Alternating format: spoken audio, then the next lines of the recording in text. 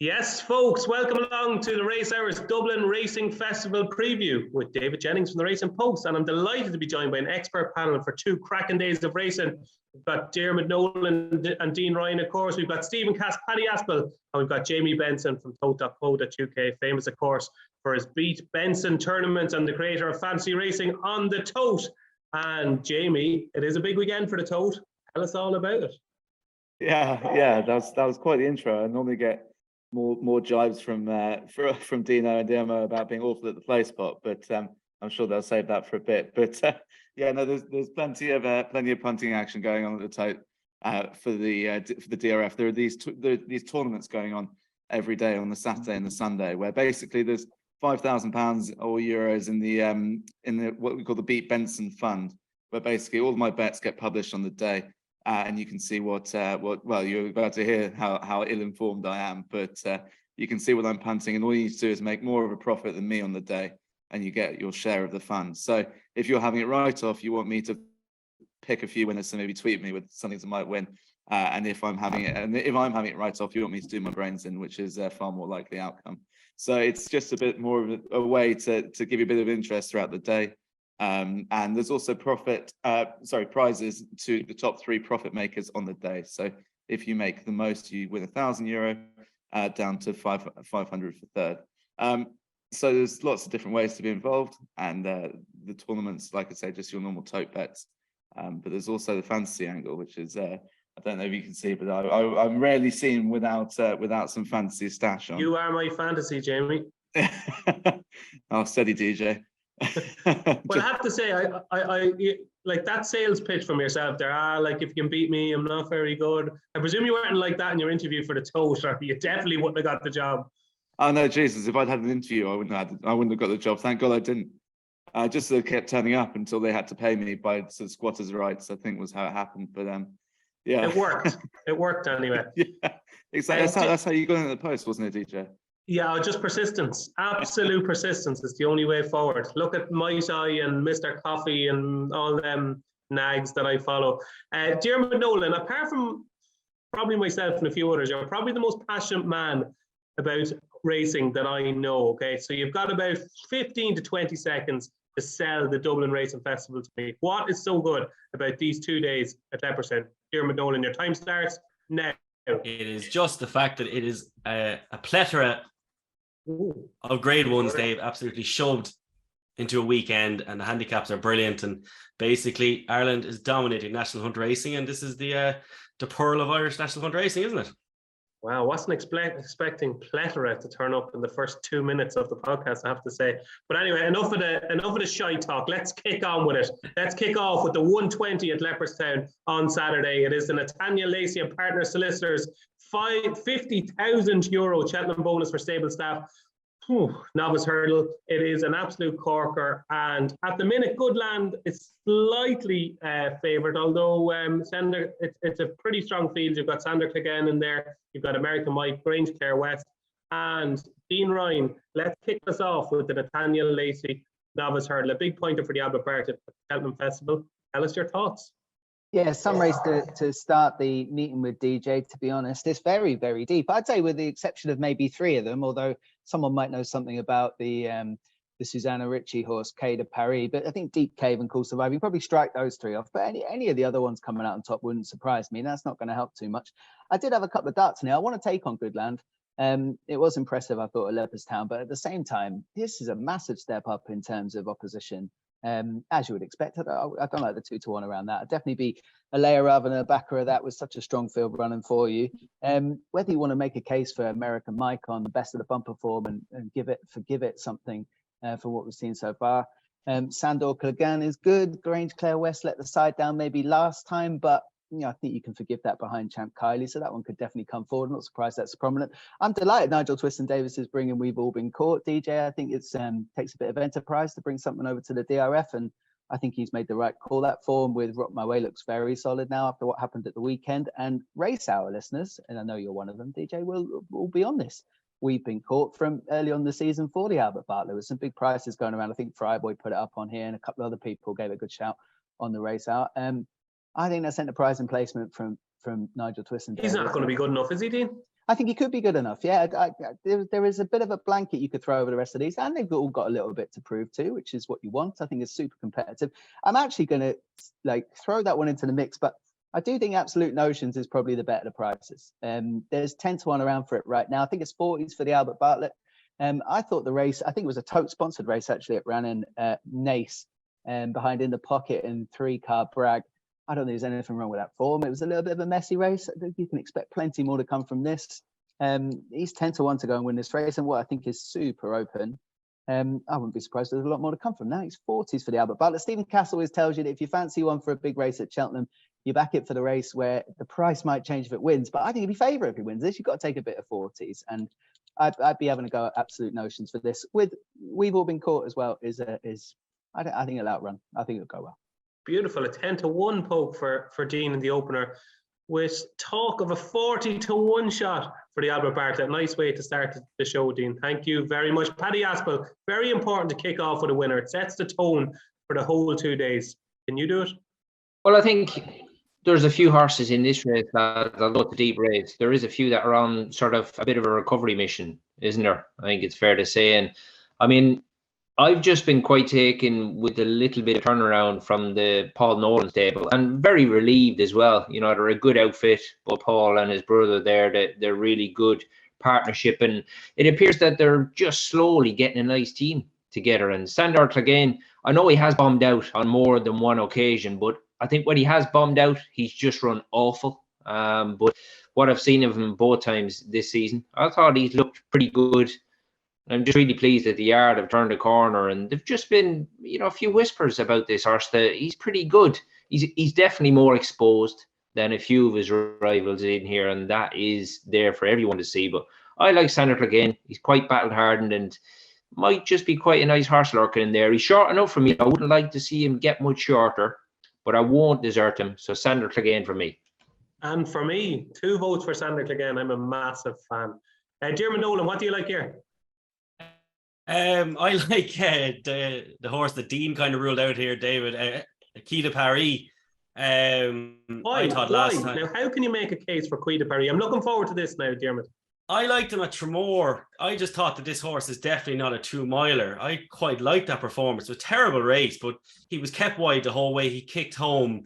I just had it on here while I was working. And Willie Mullins afterwards is kind of what his interviews can tell an awful lot, as you know, obviously, Dave. And he said afterwards that this horse will definitely step up in grade straight away, will definitely go up and trip.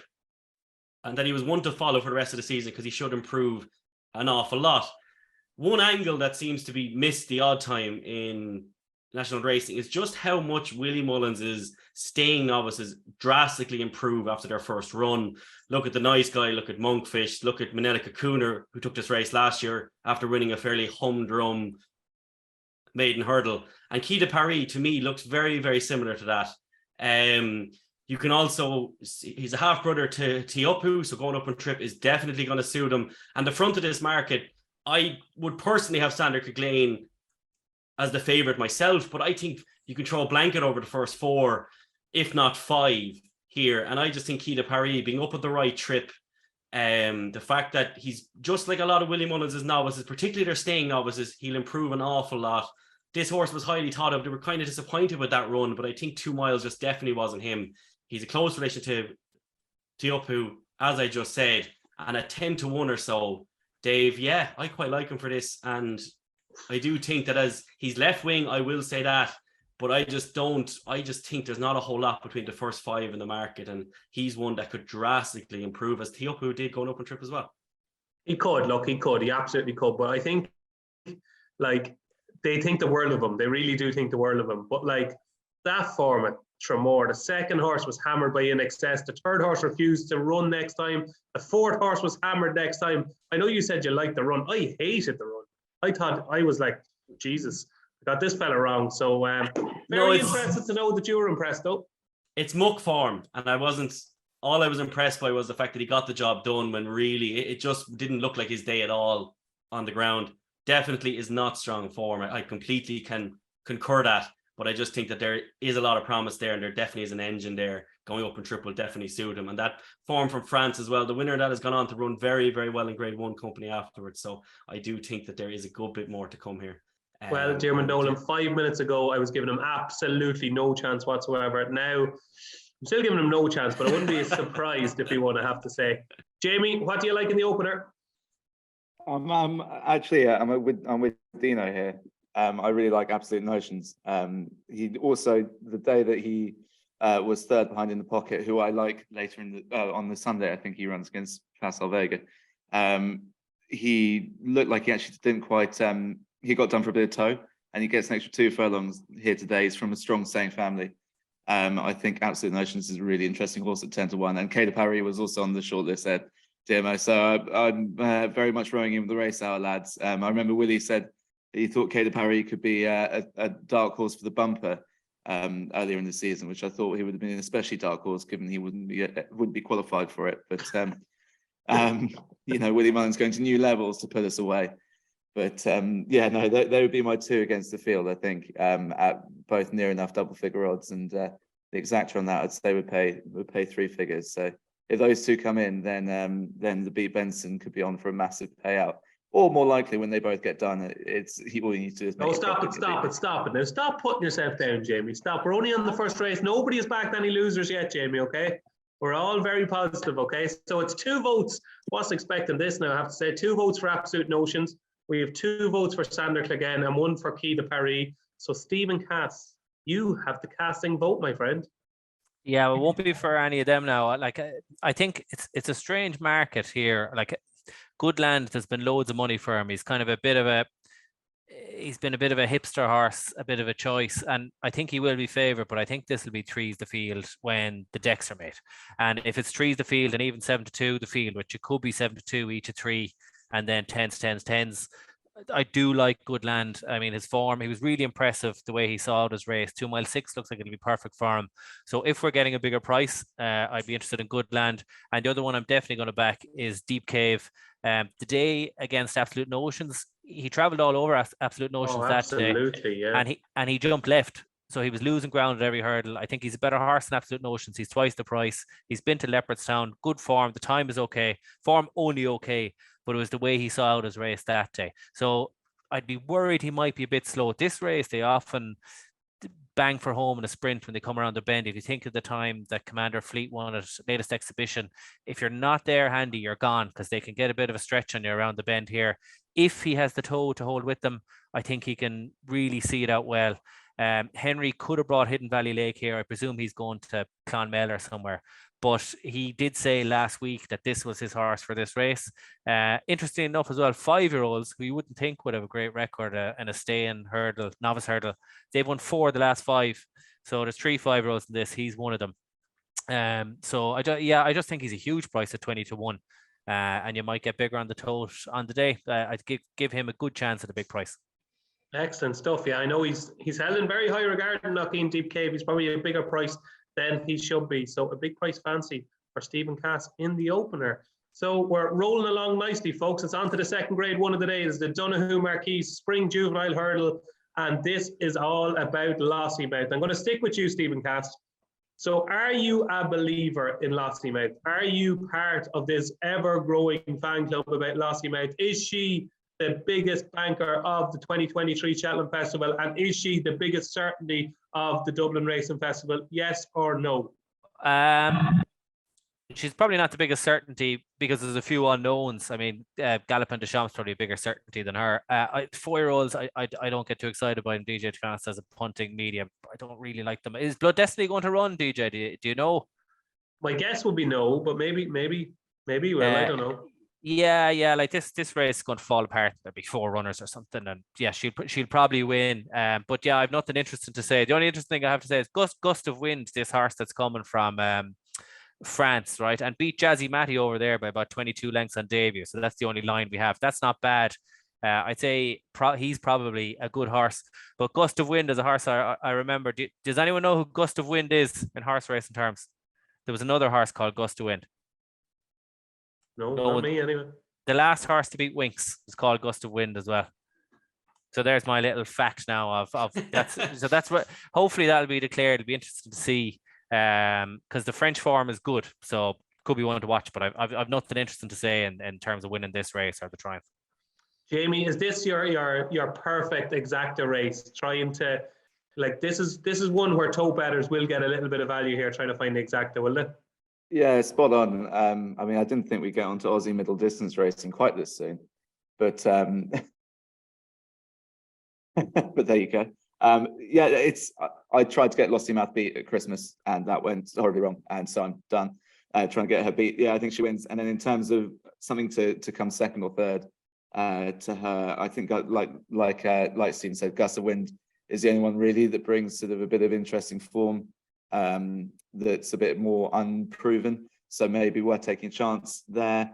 But if you wanted maybe a big price, second and third, maybe to Cow and Ascending with sort of a different form line from the maiden, just take a chance that the others aren't necessarily up to their standard. But realistically, it's a limited stakes race, and assuming sort of watch Lossiemouth go and win. Paddy, is now the time to back Lossiemouth for Cheltenham, because could she be 4 to 6 for the triumph hurdle after this race? Oh, very easily. And I think Cass hit the nail on the head there. This race could really fall to bits, unfortunately. It's a real pity that Blood Destiny isn't going to turn up here. Is that the vibes, lads? I don't know. I'm only guessing. Like, I talk to Willie a couple of times a week, and who knows? Like, he could have been running on Monday, not running Tuesday, running on Wednesday, not running Thursday. It all just depends on, Thursday morning, I'd say. But if my life depended on it, and it was said to me, will he run or won't he? I'd say he probably won't, because all along Lossiemouth was going here, Blood Destiny was going to Ferryhouse. So, but I don't know. Yeah, no, it's just incredibly difficult when you've got horses of this standard. Obviously, you don't want them butting heads as much as possible, but just the fact that Blood Destiny the last day, because he got an absolute solo, the way I seen the lads walking round down at the start, I lumped on straight away because I thought this is gonna get an absolute penalty kick out in front. And the fact that he did, he was on his own and he was 20 clear by the time he jumped the first, but he clocked a really, really good time. Now, I'm not one for times, but when a horse gets an absolute solo and you think he should be dossing and doing nothing, and he still clocked a good time, and all you had Townend is trying to slow him down all the way around. He's got a fair engine. He's very athletic, Blood Destiny, but if he's not going to turn up, I mean, Gala Marceau on her debut for Willie, she done enough wrong. She was very gassy and was entitled to be, because she hadn't run for 240 days. And I mean, look, she never looked like beating Lossiemouth, but there was plenty of horses that were making either their first or second starts for Willie at this meeting last year that went into plenty of notebooks, and she could be one. Might get a bit closer to Lossiemouth this time, but that's probably about as much damage as she'd do, unfortunately. And just in case I'm talking shite as usual, and Blood Destiny actually does show up, if Blood Destiny runs against Lossiemouth, do you think Blood Destiny will win? Honestly, I think Blood Destiny, he's just got a massive engine. I like the way he went through that race at Cork, and if he clocked that number that he did the last day, when really he should have been looking round him the last day, he's a proper athlete. And so I really do hope he does turn up, and if he does, could be very, very interesting, I think, boys. No, you haven't answered the question, no, Paddy. You haven't answered the question. If Blood Destiny shows up against Lossiemouth, who wins? I'd be firmly with Blood Destiny. Oh, right. Okay. Because I just think, the last day was a non-event, but the first day at Cork, he would have learned more from that run than what Lossiemouth has learned in both Lossiemouth starts, in this country at least, anyway. But yeah, honestly, I think this Blood Destiny is pretty smart. Okay, very interesting. So hopefully Blood Destiny does show up, and if he does, Blood Destiny will beat Lossiemouth according to Paddy Aspell. Dean Ryan, are you a Lossiemouth fan? Are you a Blood Destiny fan? Or have you found something at a ridiculously big price that's going to upset them both? I think you have to be a Lossiemouth fan so far. I mean, big reputation, of course. Actually flagged up early on by Brian Hayes on the bookmakers column that he writes, and gave it a shout before we seen Lossiemouth. I think around then it was maybe 10 to 1 for the race. I can't remember exactly, but what is it now? 11 to 8 for a triumph hurdle. The reputation has been backed up on course. Everything looks good. Might get a little bit of a freebie here if this race does fall apart a good bit. I will be taking her on though, I think, at Cheltenham, regardless of what happens here. With who? Yeah, I'm coming to that, DJ. I think, the fillies angle in the Triumph, not too many runners, but I can remember a couple winning. One was hugely fortuitous, I think. And then we've got like sort of the French thing, Snowdrop, and I think My Silver was a filly that went and did it. I'd want to take her on, especially if she's really short after this. The horse I really like is in the UK. It's Milton Harris's Scriptwriter. I know got beat at the weekend, but I'm pretty sure it would have handled Comfort Zone with any kind of normal luck in running. I mean, everything fell apart for Paddy Brennan on the day. Are you for real? Yeah, totally for real. Yeah. I think the saddle slipped and he had all sorts of issues. And like at one point, it looked like Paddy was trying to jump off, but he was actually trying to stay on. It's 14-1 for the race. Isn't that just his riding style? Yeah, problem there is Paddy Brennan's going to be riding him in Cheltenham as well. Like that's your. Hey, if these new RIP rules stay in, I might get the ride at Cheltenham. There'll be no one there, so we'll see. Really covered a lot of bases there, Dean. I know. I had a lot to get out. Look, I'm really keen on Scriptwriter. I think for the race, you have to remember, is it 100+ horse with Aidan O'Brien? I think Milton Harris made a really good point about the horse, and that they've been teaching it to kind of lead good ones and let them pass them. I think they're trying to get this one right for the festival. I think it got off half the price it is now. What is it? About 14-1 now. I'll be keen to take Lossy Mouse on with that one when they get to the big day at Cheltenham. But for this race, I mean, Lossy Mouse should be winning. I don't think Blood Destiny will go, in which case it is an exacta race probably. I don't know what will be second. Okay, so Lossy Mouse for now, but not for later at Cheltenham for Dean Ryan. Diarmuid, any strong opinion here? No. Lossy Mouse wins both races, I think, to be honest. I kind of struggled to see her beaten in either occasions. And just... It's the Willie Mullins Festival. You know, he's had 9 out of 10 odds on favourites win at this festival. He's had 14 out of 20 favourites in general win in the grade ones. They're from those stats are from Tony Deacon. And you know, it's just, yeah, this will get the ball rolling for Willie, I think, after Keita Parry wins the first day. Dave. Okay, so this will get the ball rolling for I Willie. know. Keita Parry wins the first, who was also trained by Willie. Yeah, I realised how much you just said this. Oh no, you're ruling out your first tip there. Yeah, a bit harsh. I shouldn't have picked up on that. But I'm a big fan of Lossy Mouth. I think she will win both races as well. I think this is probably a watching race. She's going to be very short. So moving on to the 2:30 on Saturday, it is the Goffs Irish Arkle Novice Chase, and we're going to stick with you, Diarmuid, here, okay? Because I have two questions for you. First of all, what do you think will run? And second of all, what do you think will win? I think Appreciated Dysart Dynamo Banbridge will run the front three. I don't know where El Fabiolo goes or Saint Wa. Saint Wa could run. I think Field Door will run. I don't think Flame Bearer will run. And I think Visionaire will run. So I think 6 runners here. And that could be me being ultra positive, but that's Appreciated Dysart Dynamo Banbridge, Field Door, Visionaire. That's 5, sorry. So I think they'll run. Saint Wa, I have absolutely no notion at all. I think Banbridge beats the front two. I think this is going to be one of the favourites for Willie. I think Appreciated's better than Dysart Dynamo as far as a bet goes. I think Dysart Dynamo is a bit too mental for me. I think Appreciated has been quite good so far, but I don't know. I've never been cracked with the horse, so I could be biased against him. There's absolutely no doubt about that. But I think he's a better horse than Dysart Dynamo, but I haven't found him electric over his fences so far by any means at all. He could just be the best horse here, but I thought Banbridge at Cheltenham beating Tommy's Oscar, who's franked that form since, was absolutely brilliant. I think you can forgive the Drinmore because JJ Slevin got off that day and said straight away that Banbridge hated the ground. The form was too bad to be true as well. And back on this ground with a race where he's going to be gunning at ferocious pace, Banbridge's jumping is absolutely brilliant. That's what keeps him, because I think he does want to slightly further, but I think his jumping keeps him in it, and then his stamina is going to be such a massive asset laid on.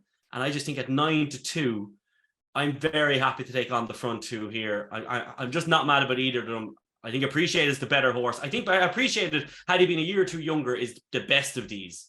But he's just a bit delicate at 9 years old as well. I'm happy to take him on. And I think Banbridge was brilliant at Cheltenham, needs to get back on the wagon again after a poor run at Leopardstown. But yeah, Dave, I'm happy to take on the front two with Banbridge. Okay, very strong opinion there. Banbridge for Diarmuid Nolan. Stephen Cass, tell everybody why you Appreciate is going to bolt up here. I think you could be right, DJ. I think the race is going to be run to suit. I took a shot there now. I didn't know what you were going to come back with there. I'm not. I don't see any bet at the price as is. I think they'll all run. The San was guaranteed to run. The one they're talking about not running an upland trip is El Fabiolo, but they already have James de Burley for that race. That's the fear now. James de Burley mightn't go. They're worried about the ground. Anthony Bromley said that today. So El Fabiolo might be going to skip at Vision. So anyway, the way that Appreciated could be perfect for him, because Visionary and Dysart Dynamo are going to go 1,000,000. I don't think Sanwa and maybe even Banbridge would have the tactical speed. Normally, if you go 1,000,000, I think there's a pace collapse, but normally what happens in those races, it's the horse that can sit in behind the pace that collapses, that pick up the pieces, and the ones that get out of the ground are too far back. That's what happened when Honeysuckle won our first champion hurdle. It happens when there's real hot paces. You actually need to be up with the hot pace, but maybe not leading. And I think Appreciated has the tactical speed to lie in third or fourth. He'll obviously stay very well at the trip. The 2-1 at Leopardstown is going to suit him. Whether he'll win the Arkle and be quick enough for that is a different story, but I think the race on Sunday is going to be perfect. I think Townend will pick Appreciated over Dysart Dynamo. So that's why, DJ, I think he'll win. But I don't really want to back him at quite a skinny price because it's such a hot race. This is a brilliant race, as good an Irish Arkle as there's ever been. So looking forward to this one. I think Appreciated will win, but I'm leaving it alone. Will one of these beat John Bon? I could see the one I definitely couldn't see beating him is El Fabiolo. Doesn't jump well enough. Could see Appreciated or Dysart Dynamo beating him. They have the class. They could run to 165. I don't think that's in Banbridge or Field or even Flame Bearer. Yeah, one of those could, but 6-4, 7-4, each of 3. Very interesting. Dean, it is a corker of a race. It's one of them, we won't know for sure how good of a race it is until 10:15 on Thursday. But if they do stand their ground, this is going to be a really good race, isn't it? Yeah, absolutely. A proper race. And I think I echo what Stephen said. I think it's the best Irish Arkle I can remember in terms of competition. And, Dermot made a good point about Appreciate. He's 9 now. And if he was a couple of years younger, you'd be all over him, I think, for something like this. But they've left it so late to go here. And it's not by design, of course. I think Appreciate will end up being a Ryanair or Gold Cup horse next year if the wheels stay on. And if that's the case, I don't think it can win this. And Dysart Dynamo and Appreciate, I think the race is probably between them two on a class angle. And if Dysart Dynamo can get a rhythm up front, I think he will have enough quality to hold on to a very strong pace, which is what you're going to get. I was there at Leopardstown when he won, and although it was a bit of a hack round, he just looks super big, super solid. I really like him. I'd have him favourite actually over Appreciate It, but I mean, whether this is a betting race or not, it's going to be one that's fun to watch. I can't have Banbridge at all at this trip, as much as the Tommy's Oscar form looks better now. That was like a horse in a rhythm, bouncing around Cheltenham, probably at a trip that was too short and just caught everyone else a little bit cold, I thought. And Banbridge needs to go up in trips. So I'd be surprised if that one, if the jumping holds up at the front, I'd be surprised if Banbridge can get close enough to win the race. Yeah, I think that's probably where I'm at with it, DJ. I don't see any great angles in here. I do think if Dysart Dynamo wins this, though, he might be favourite for the Arkle after it. Okay, interesting. Okay, before we come to Paddy and Jamie, quiz question. Prize being if the winner of the quiz is a Leopardstown at the weekend, I will buy you a pint. Who was the last horse to win the Irish Arkle to follow up in the Arkle at Cheltenham? Paddy the Plaster. Are the mics muted, lads? No. Stephen Cass, I thought you'd get this. I know, this is like something I should Foot get. pad, is it? Foot pad. Okay, Diarmuid Nolan just got in there first free. Are you racing on Saturday, Diarmuid? I most certainly am, Dave, yeah. I'll put on a pint of Guinness for you. There you go. I can't even believe we're calling foot pads Arkle and Arkle. It was got to be the worst. In 2018 was the last horse to win the Irish Arkle and follow up in the Arkle at Cheltenham. Hopefully, that wrong will be righted by Appreciated this year. Jamie, what do you like here? Well, I mean, I actually, having said Appreciate It, I'm all in on Dysart Dynamo. I've never been a Dysart Dynamo fan at all, up until I saw him at Leopardstown at Christmas. He was glorious, wasn't he? Yeah, and I just wonder whether fences have put manners on them a little bit and given them a bit of respect for the game. He just kicked those hurdles out of the way, and it meant that he did just properly tear away, and he could, was liable to mistake and all that kind of stuff. Whereas he just jumped beautifully, and his time was mega, and all that. I'm with Dino in that I think there's a strong chance he could, if he repeats that run here, I think he wins. And then if he does win in that style again, then he's probably going to be favourite for the Arkle. I'm all in on Dysart. Is your big fear not that there's going to be one fence where it's going to be? That's my big fear with Dysart Dynamo. Yeah, no, I'm with you there, but it's, you know, they're all novices. They're all prone to that kind of thing. If that's your fear with Dysart Dynamo, then, you know, it's my fear with maybe less so with Banbridge, but then he's probably going to go pace he's never been before in this race, Banbridge. So you can quite often see a good jumper go to pieces a little bit when they're taking that tiny half yard out of their comfort zone. So I wonder whether Dysart Dynamo just makes everything here uncomfortable, going a speed it's never been over fences before. Absolutely. I don't necessarily disagree with you. I just think Appreciate is probably going to be able to lie up with him and may just have too much class from at the business end. Paddy Aspell, you have the final say on the Goffs Irish Arkle. Yeah, Dysart Dynamo for me as well, Dave. I mean, look, last year he was just an absolute nutcase, wasn't he? I mean, to say that he was still bang there when he came down at the festival, it just shows the huge engine that's in there, considering the gallop that they'd gone all the way, both him and John Baum. But I was so impressed just mentally with how much better he was the last day. Both him and Galopin Deschamps, they look like they are just a different bracket this time round after their summer break, far more rideable. And yeah, he did come up out of his hands on a couple of occasions at Leopardstown, but because he's so big and got so much scope, there was never any danger there with him. He got there with plenty to spare. And look, Leopardstown was a non-event, lads, but still he put in a good round, and he is just a lovely, big, strong, scopy horse. And this won't be an easy watch, because I do think that they're going to go absolutely crazy, and that will probably suit Banbridge, and I reckon Banbridge will run really well here, but he just won't be as good as Dysart Dynamo, because it's going to be a well-run race, albeit the trip is going to be a bit sharp on Banbridge. But yeah, I'm with Dysart Dynamo here. I just think he's going to be too pacey, and he'll just break their hearts in behind. So I'll have Dysart Dynamo to win, and I reckon because of the good strong fractions, Banbridge will be finishing off the frame. Okay, a lot of love for Dysart Dynamo in the Goffs Irish Arkle at 2:30 on Saturday. Moving on to the fourth Grade 1 of the day. It's bang, bang, bang, bang. 4 Grade 1s, one after the other. The 305 at Leopardstown is the Paddy Power Irish Gold Cup, and we have the Gold Cup favourite at Cheltenham, Galopin Deschamps, currently heading the market. He's long odds on. And before I start the preview, lads, please speak now if you don't think Galopin Deschamps will win the Irish Gold Cup. Okay, good. Good. At least none of you are drunk. That's good. Okay, Stephen, I'm going to come to you here first. I'm fascinated to know your views on Galopin Deschamps. I know you love your staying chasers, and my heart goes out to you. Stephen Cass rang me during the year. We had a good old chat on the phone. I love a good old Stephen Cass chat. There's nothing better. And he said to me, I have one. I have one. I have one for the Gold Cup. And I said, what is it? He says, Blue Lord. He says, Blue Lord is going to win the Gold Cup.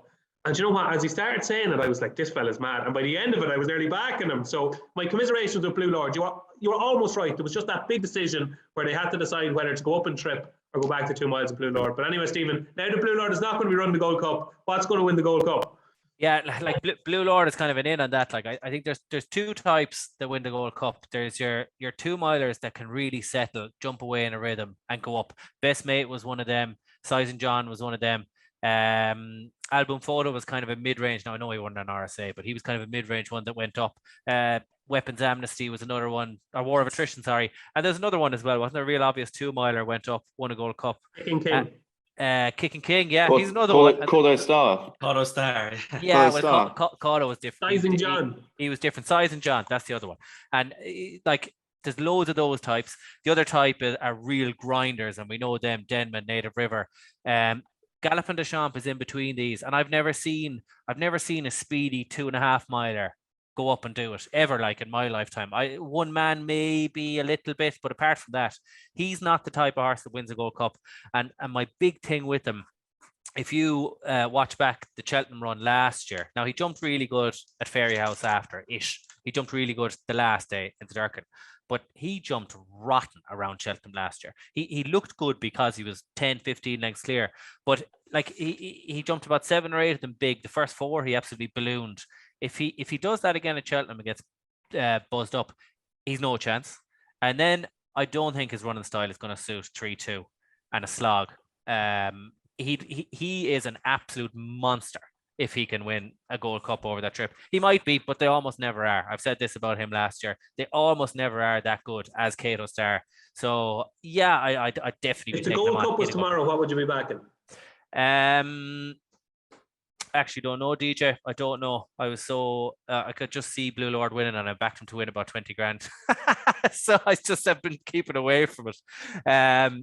I don't know. I might give Protectorate another shot. I think Skelton has been, if you look at his big wins this year, like Lemilos, Ashtown Lad, they've been prep run bang.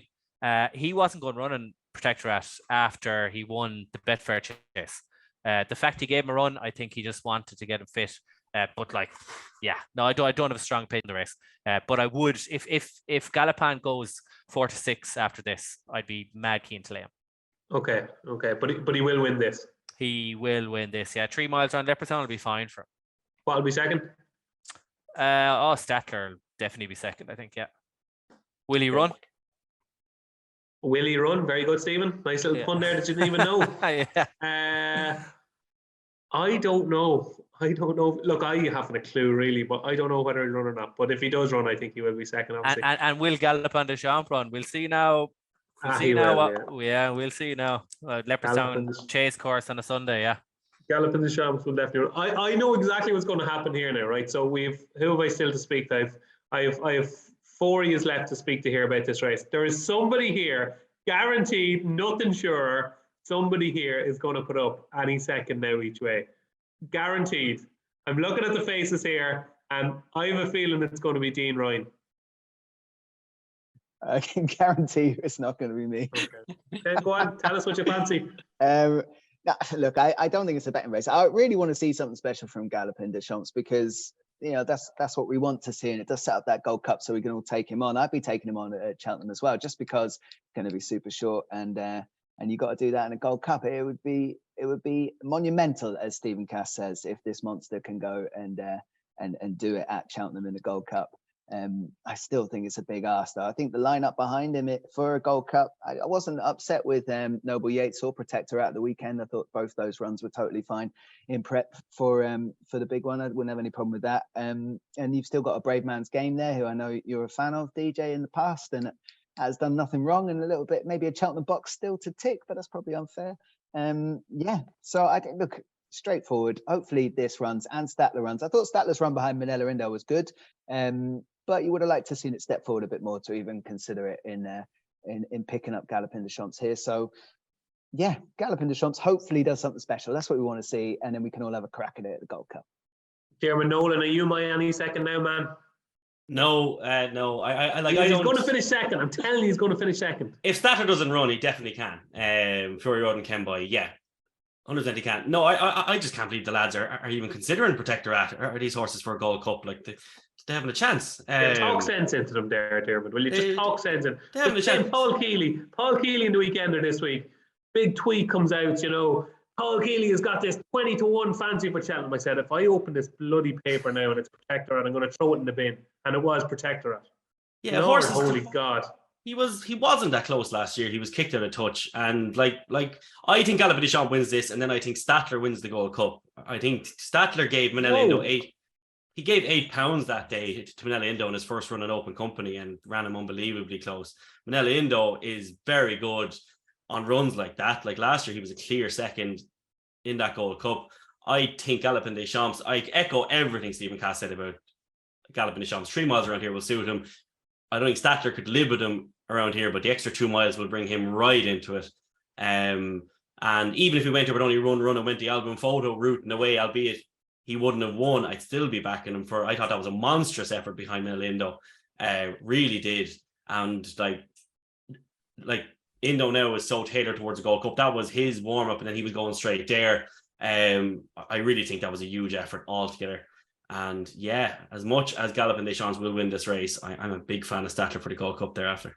So how close then, like if you fancy Statler for the Gold Cup, how close would you be happy with him getting to Galopin Des Champs here? I'd be happy with him just troubling him between 2 out in the last and finishing 4 or 5 lengths behind. I just think the pace for the 3 miles at Leopardstown is just going to be much different than what you need to do in a Gold Cup. Okay, fair enough. And Jamie, for place pot players here, right? I just know, right? I will be doing the place pot at Leopardstown on Saturday. I think Gallup and the Champs will win, but I'll be leaving them out and hoping on getting a result here. Do many people kind of do that? Leave out the real hot pots out of their place pot? Yeah, I mean, not many rich people, but plenty. That explains it so. But yeah, no. To be honest, this race shapes up perfectly for exactly that. You know, it's a novice progressing into open company with a fall on his record that's odds on. He'll be, let's say he's 2s on, he'll have at least 80% of the pool on him, which means you have too much of the pool on him. In the context, you'll only get 2 places. I definitely would be having at least another one in the place spot with him, if not, like you say, maybe leaving him out and having Statler and maybe any second now, if despite your urgings for all of us to tip him up, if you fancy it, DJ. You don't. You don't. No, I actually, of those sort of at a bigger price, Franco Deport would be my preference. Who actually, Jesus. Jesus, I still can't believe that he didn't win the t&cs the other day, a couple of years ago. But yeah, he ran with credit at Leopardstown at Christmas, and you know he's the rag of the field, rightly so. But I just thought he also was never nearer than he was at line, despite being racing freely the whole way. So he's just maybe an interesting horse to watch out for. He's rated 157, so maybe he's one for a staying handicap, maybe one for the national more than anything else. But especially having been racing over in France. But yeah, I agree with the lads though on getting Gallup and Deschamps in here and then beat at Cheltenham. Except I'm going with the slightly different from Dermo with the Statler selection with the same piece of form though with Minella Indo, who I had a moment of clarity a couple of weeks ago, and I went, oh my god, Minella Indo wins the Gold Cup, because he's this year's Gold Cup. Yeah, this year's Gold Cup. That he kicked them all out the way last year, barring Aplutar, who was just unbeatable on the day. Despite being ridden 2 forward by Puppy, I'm sure wouldn't mind having that ride back and maybe waiting with him a bit longer. He's beaten 12 lengths instead of 15. Yeah, well, no, fair, but he kicked everything else out, and Protectorat shorter than him. I definitely have him to beat Protectorat. Yeah, and when definitely. And when you're talking about, when Stephen's talking about those horses that win Gold Cups, one is one because he's won it, but 2, he is that staying, slogging type that if they do go quick, especially with Gallup and Deschamps in there, and he doesn't quite stay, but then will just hack around at the back and stay all day. He's run 4 times at the festival. He's won twice. He's been second twice. Like he's never run a better winter race than he did at Tremor. He normally absolutely blows out in the winter. He ran a gorgeous race against, like Dermo said, a horse that I think will go very close in the Gold Cup. I just think at 20-1, he is a stonking each way bet. Whoa. Rebel with Epatante at Paisley Park. DJ, do you think he'll win the Gold Cup, Gallipan? I do. I was just about, that was my next thing. I think I'm the only one on here that thinks he will. Yeah, I just think he's a freak. And like the way all of you guys are talking about him is last year's Gallup and Deschamps. Like, he's not this tearaway anymore. Like, we've seen that in the Dirk, and he's going to be relaxed in the Irish Gold Cup. Like, if he relaxes here and he settles second or third and he wins by 15 lengths. Oh, he'll be 10 to 11, like, straight away. I can 100% see the case that you're all making for him not winning the Gold Cup. But if your life depended on it, or if you're given a free £100, I think we'd all be sticking on Gallup and Deschamps, would we not? You'd want to be backing him now because at the price is, because I think he'll be odds on Monday. But yeah, DJ, I'm telling you, you go back and mark his jumping on every fence around Cheltenham. Terribly early on in the turners. I agree with you, because I really fancy Bob Olinger, and somehow, yeah, I collect it. But I remember, like, after passing the stands first time around, I said Bob was going to win this because Gallup and Deschamps was not actually jumping that well. But I thought he did warm up as it went on. Yeah, he did, but he made a stinker at the 9th. He jumped maybe the 3rd. I was going through them all there the other day. One of the other ones late on wasn't good. The 9th was awful. He was tight at the 6th. He was tight at the 10th. Like, he has to jump 22 of them around Cheltenham in a Gold Cup this year, only 17 Very at good Leopardstown. jumper though. Well, he wasn't at Cheltenham last year. You know, he really jumped stink around that track last year. So there's no way he can jump like that around that track and win a Gold Cup. That's my thing with him. The jumping even more than the stamina, but the stamina is a big thing as well. Yeah, interesting. Paddy, where do you stand with Galloping the Champs? I think you're bang on there, Dave, what you said about, we really are probably judging him very harsh on what he was up to last year. Because, I mean, on what we've seen of him last year, who would have ever thought, like in Willie's own words, when he passed the stands on his return run, that Townend had a loop in the rein? This is a completely different horse. That's mentally, like Dysart Dynamo. I barely recognized either horses on the return runs this time round. Far more manageable, fence much better, and just far more rideable, full stop. I mean, I'd say Townend couldn't believe the spin he got off this fella on his comeback run, and he's putting it all together now. And I mean, look, physically it was already there, but your brain runs the whole show, and if his brain is in a much better place now, this horse could really be the finished article. I know obviously he's short for a Gold Cup, but from what I've seen of him and how he conducted himself on his return, honestly, I think it's really going to take a good one to turn this chap over. Statler, that was a perfectly good return run. I just thought Rachel Blackmore was fabulous on the winner. And sure, look, he got done on the bob. It was a nip and tuck finish around a track like that. He certainly, he wasn't disgraced at all. And he was probably one of the easiest winners at last year's festival. He's a very classy horse, Statler, but I think Galloping the Champs an absolute freak. And just the mental place that he's in now, he's just helping his jockey so much more. So therefore, he's going to be able to find the job that much easier. So yeah, couldn't be against him, boys.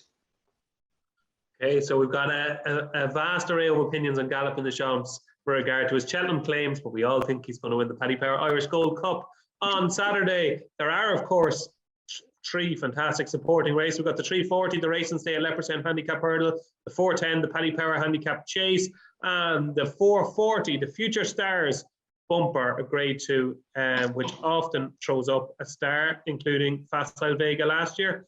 Dean Ryan, any fancies in those three races? Yeah, I'll skip the bumper because that's not for me. There's better judges on here, I'd say, about that one. I'll certainly watch it. That's going to be obviously massive clues to the Cheltenham Festival finale. But I like two. One in the 340 is Blue Sari, who I thought looked perfectly treated to pick up that race. The comeback behind Gaelic Warrior, although it was a bit out the back of the telly, was eye-catching, let's say. And I don't think it's the luckiest horse in training. It's £2 lower down, I think, when it probably would have got very close to Heaven Helpers at Cheltenham in that Coral Cup.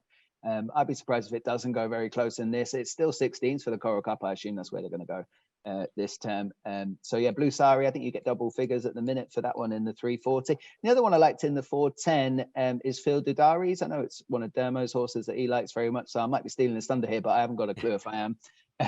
But apologies, Dermo, if that's the case. But I thought when it went to Nicky Henderson, it was 3 big runs that summer over hurdles, and the form looks really nice. Gordon's had it back. They've run at Galway, Killarney, and in a big pot of Listowel, and I thought the form looked pretty good. I think the chase marker 137 is right on the money, so probably a little bit more up their sleeve.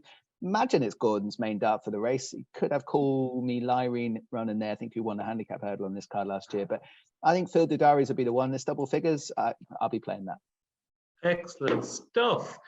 2 kind of real decent handicaps to get stuck into before the bumper. Diarmuid, do you like anything in either of the handicaps or the bumper? Yeah, first of all, the 340 Sam's Choice, Dave, I'm really, really keen on him. I thought going up in trip now, I think even despite going up in weight for winning that race here at Christmas over 2 miles 4, I just think there's an awful lot of stopping in him still. Going up in trip, but definitely, I think he's a really strong bet in that race. Sam's Choice there. I really, really like him. He's on the way you're going there. You're going to go, he's an absolute fucking certainty. Yeah, you were building up, and then there was part of your brain that was saying, okay, no, I need to calm down here. It was definitely, yeah. And then the other one, yeah, Dean's robbed that a small bit from me, unfortunately. Or not robbed it, sorry. He's stolen my thunder. Because one interesting stat from Tony Deacon, again at Beachy Head, sent it on to me, is that no last time out winner has ever won a handicap chase at the Dublin Racing Festival. Shock horror. No top weight has ever won a Dublin Racing Festival handicap. Shock horror. No handicap chase winner has been rated over 142, and no handicap chase winner aged over an 8. So Fee do the re, because off a mark £3 higher, he bumped into Langer Dan, Dave, at the Aintree Festival last year. That was the only horse to beat him a length and a bit, and that was, you know, a ridiculously well handicapped horse. So back over fences off 137. I think Field de Ree is a serious bet there. But him and Sam's Choice are two quite confident handicap picks for me, Dave. Give us those stats again from Tony. They're quite impressive stats. I know Stephen Cass loves a good stat. Just call them out to us again there. Yeah, of course. So no last time out winner has ever won a handicap chase at the Dublin Racing Festival. No top weight has won a Dublin Racing Festival handicap. No handicap chase winner rated over 142, and no handicap chase winner over 8 years of age. Tony Deacon at Beachy Head is a very good guy to follow on Twitter. Well, very impressed by that. Do you fancy adding in the bumper? No, absolutely not. Oh, okay, fair enough. Thanks for the others anyway. Stephen, what do you like in the supporting card outside of the grade ones on Saturday? Very quickly in the 3 mile handicap hurdle, O'Florán, I really like. He's about 14-1 now for Gordon. I think 131 could be a good mark for him. He beat Hador over fences last year. He was second to Banbridge, giving him weight and not beaten far at all. Really good hurdles for him to be going off 131. His first try, 2-4 was in the mark pipe, and he was kind of outpaced, stayed on to 7th. This year, lovely 8th, turned in a Cork, finished 4th, up to 3 miles for the first time. All stamina in the pedigree. O'Florán for Gordon 14s. He'll do me. The other one I like, but there's a big caveat. Like Grange Walk was second last year in the 2 mile handicap chase. He loves Leopardstown, loves good ground. He looked like he'd win a Fairy House last year after that race, and he fell. He's still on the same mark. But John Ryan's horses are just couldn't be more stink. 134 days without a winner, 111 runs horses without a winner. So I will back Grange Walk win only on the tote, because he'll be a huge price. And you know, those trainer stats, they do end, so he'd be interesting.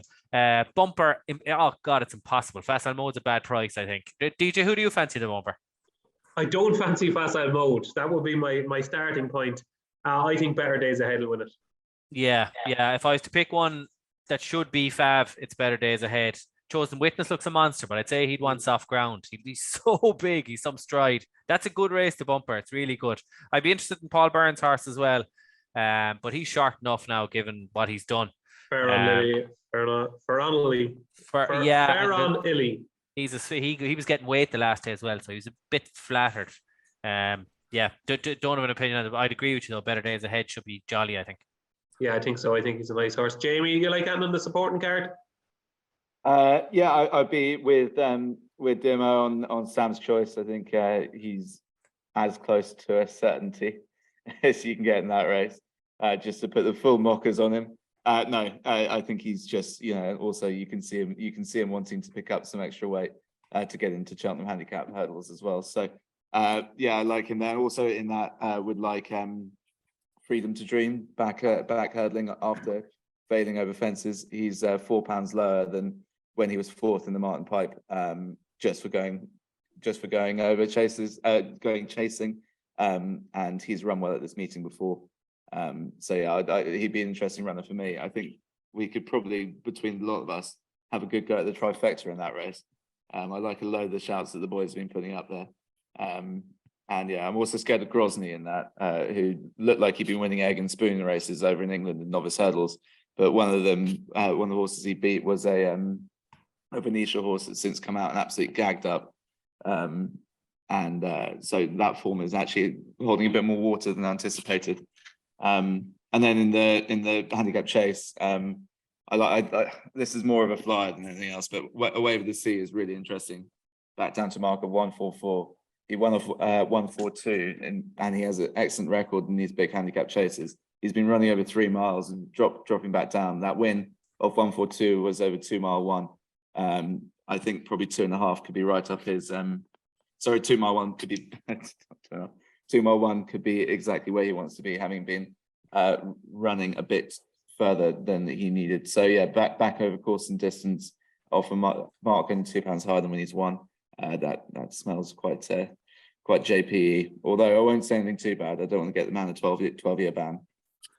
I'd say Away with the Sea has ran at every single Dublin Racing Festival, has he? He just seems to run every time. He's won that race the last 2 years, but I thought he was about 17. He's 7. Yeah. I was backing him for the plate 3 years ago. He looks like he wants 2.5, but all his big wins are 2. The 2-1 race at Leopardstown is the big one he wins. But he, interestingly, Joseph wouldn't have many runners at this meeting, and he's had a winner at it every single year. 7, I think, is it 6 or 7 years it's going, and Joseph has had a winner every single year of it. Unbelievable target trainer. Unbelievable. Yeah, no, I have to hand it to him. He certainly does hit the target when he aims one at a big race. Paddy, finish us off here on day one with your fancies in the outside races. Yeah, I was going to have just a couple of quick pokes at the handicap, DJ. I thought Maxim was interesting. Another one of Gordon's in the 340. He's only a 6-year-old. This is another horse we've seen at Corbett's Cross. Very interesting for the O'Sullivans. We'll actually pick this horse up from the O'Sullivans, and he's only a 6-year-old. Looks like he's still maybe progressing, not got 6 miles on the clock, and wouldn't like to see him get much shorter than 6-1, but he's run well around Leopardstown. The other horse he was got in the chase, I mean, he's a 10-year-old old Rebel Gold, but the only reason I'm going to chuck him up is Dennis O'Regan is so good on this horse. He won the last day quite nicely. And Pat Foley, he's got a string in really good nick at the minute. Another winner did you see the race at Limerick? Limerick. It was the most remarkable victory I've seen in a long time. It looked like he was going to be finished a well-beaten 4th after the second last, and then he came back to win. Yeah, it was unreal. He stuck at it, but he's just got a string in real good nick, hasn't he? And I heard him talking afterwards. He looks like he certainly doesn't go around with his eyes shut. So, although he is 10-year-old, he's probably a horse maybe who's just found his mark. He'll have a little bit more to do here, but I thought he was worth a stabbing. But the one that I do like in the bumper is Fact to File. Hopefully he runs here. I just think the horse that he beat on debut of Mulryan's Irish Panther, you don't see Eddie O'Grady nowadays with many runners in bumpers. And I've heard a few people mentioning this Irish Panther for the Cheltenham bumper. That day he was a little bit keen and gassy in Derek O'Connor's hands, and he maybe, if he'd have settled a little bit better, he might have beaten Fact to File. But when it came down to it, Fact to File just outstayed him. But I think he's a fair horse. They had a nice gap back to the 3rd, but it's a very, very good race. The fav of Tom Mullins is, although he clocked a good number that day, I think he was quicker than Facile Vega on the same card. But I don't know, he looked a little bit of a shell of a horse, and surely you'd have thought people wanted to get their hands on him because obviously he owns him himself, doesn't he? And very surprised to see him running in the same colours again at the weekend. But there's obviously ability there, but I'm going to leave it alone and I'll take Fact to File here. Excellent stuff. So that's your supporting card on Saturday. Before we take a short break, we're going to have our best bets on day one of the Dublin Racing Festival on Saturday. So, boys, if you're only to have one bet on Saturday, which I'm sure will not be the case, but we always do urge you to gamble responsibly. But if you are to gamble properly, responsibly, and only have one bet on Saturday, what would it be, Dean Ryan? Yeah, I think I'll go with Fi Dadari in the 4:10. Just to annoy Dermo. Exactly. Diarmuid, your best bet on Saturday? I will go Sam's Choice. Okay, excellent. Jamie? I'm going to go with, it's boring, but Dysart Dynamo in the Arkle. It's not that boring. Jeez, if that's boring, you must be some cracking a night out. Dysart Dynamo in the Irish Arkle for Jamie. Paddy? Yeah, I was going to agree with Jamie. I was sort of between him and Sandra Clegane. I want Sandra Clegane to win for Paul Nolan, but I think Dysart Dynamo, what I've seen on his return, he is a monster, boys, and I can't wait to watch this. It'll be fast and furious. Okay, it would be, you've left the door open for me to go for Sandra Clegane as my best bet on day one. And Stephen Cass, to finish us off, your best bet on the opening day of the Dublin Racing Festival? I'll go for O'Fleron in the 3-mile handicap hurdle. I like him too. Yeah, he's a nice price as well, yeah. But we'll see the jockey bookings. Don't be telling everybody now, right? Listen, right?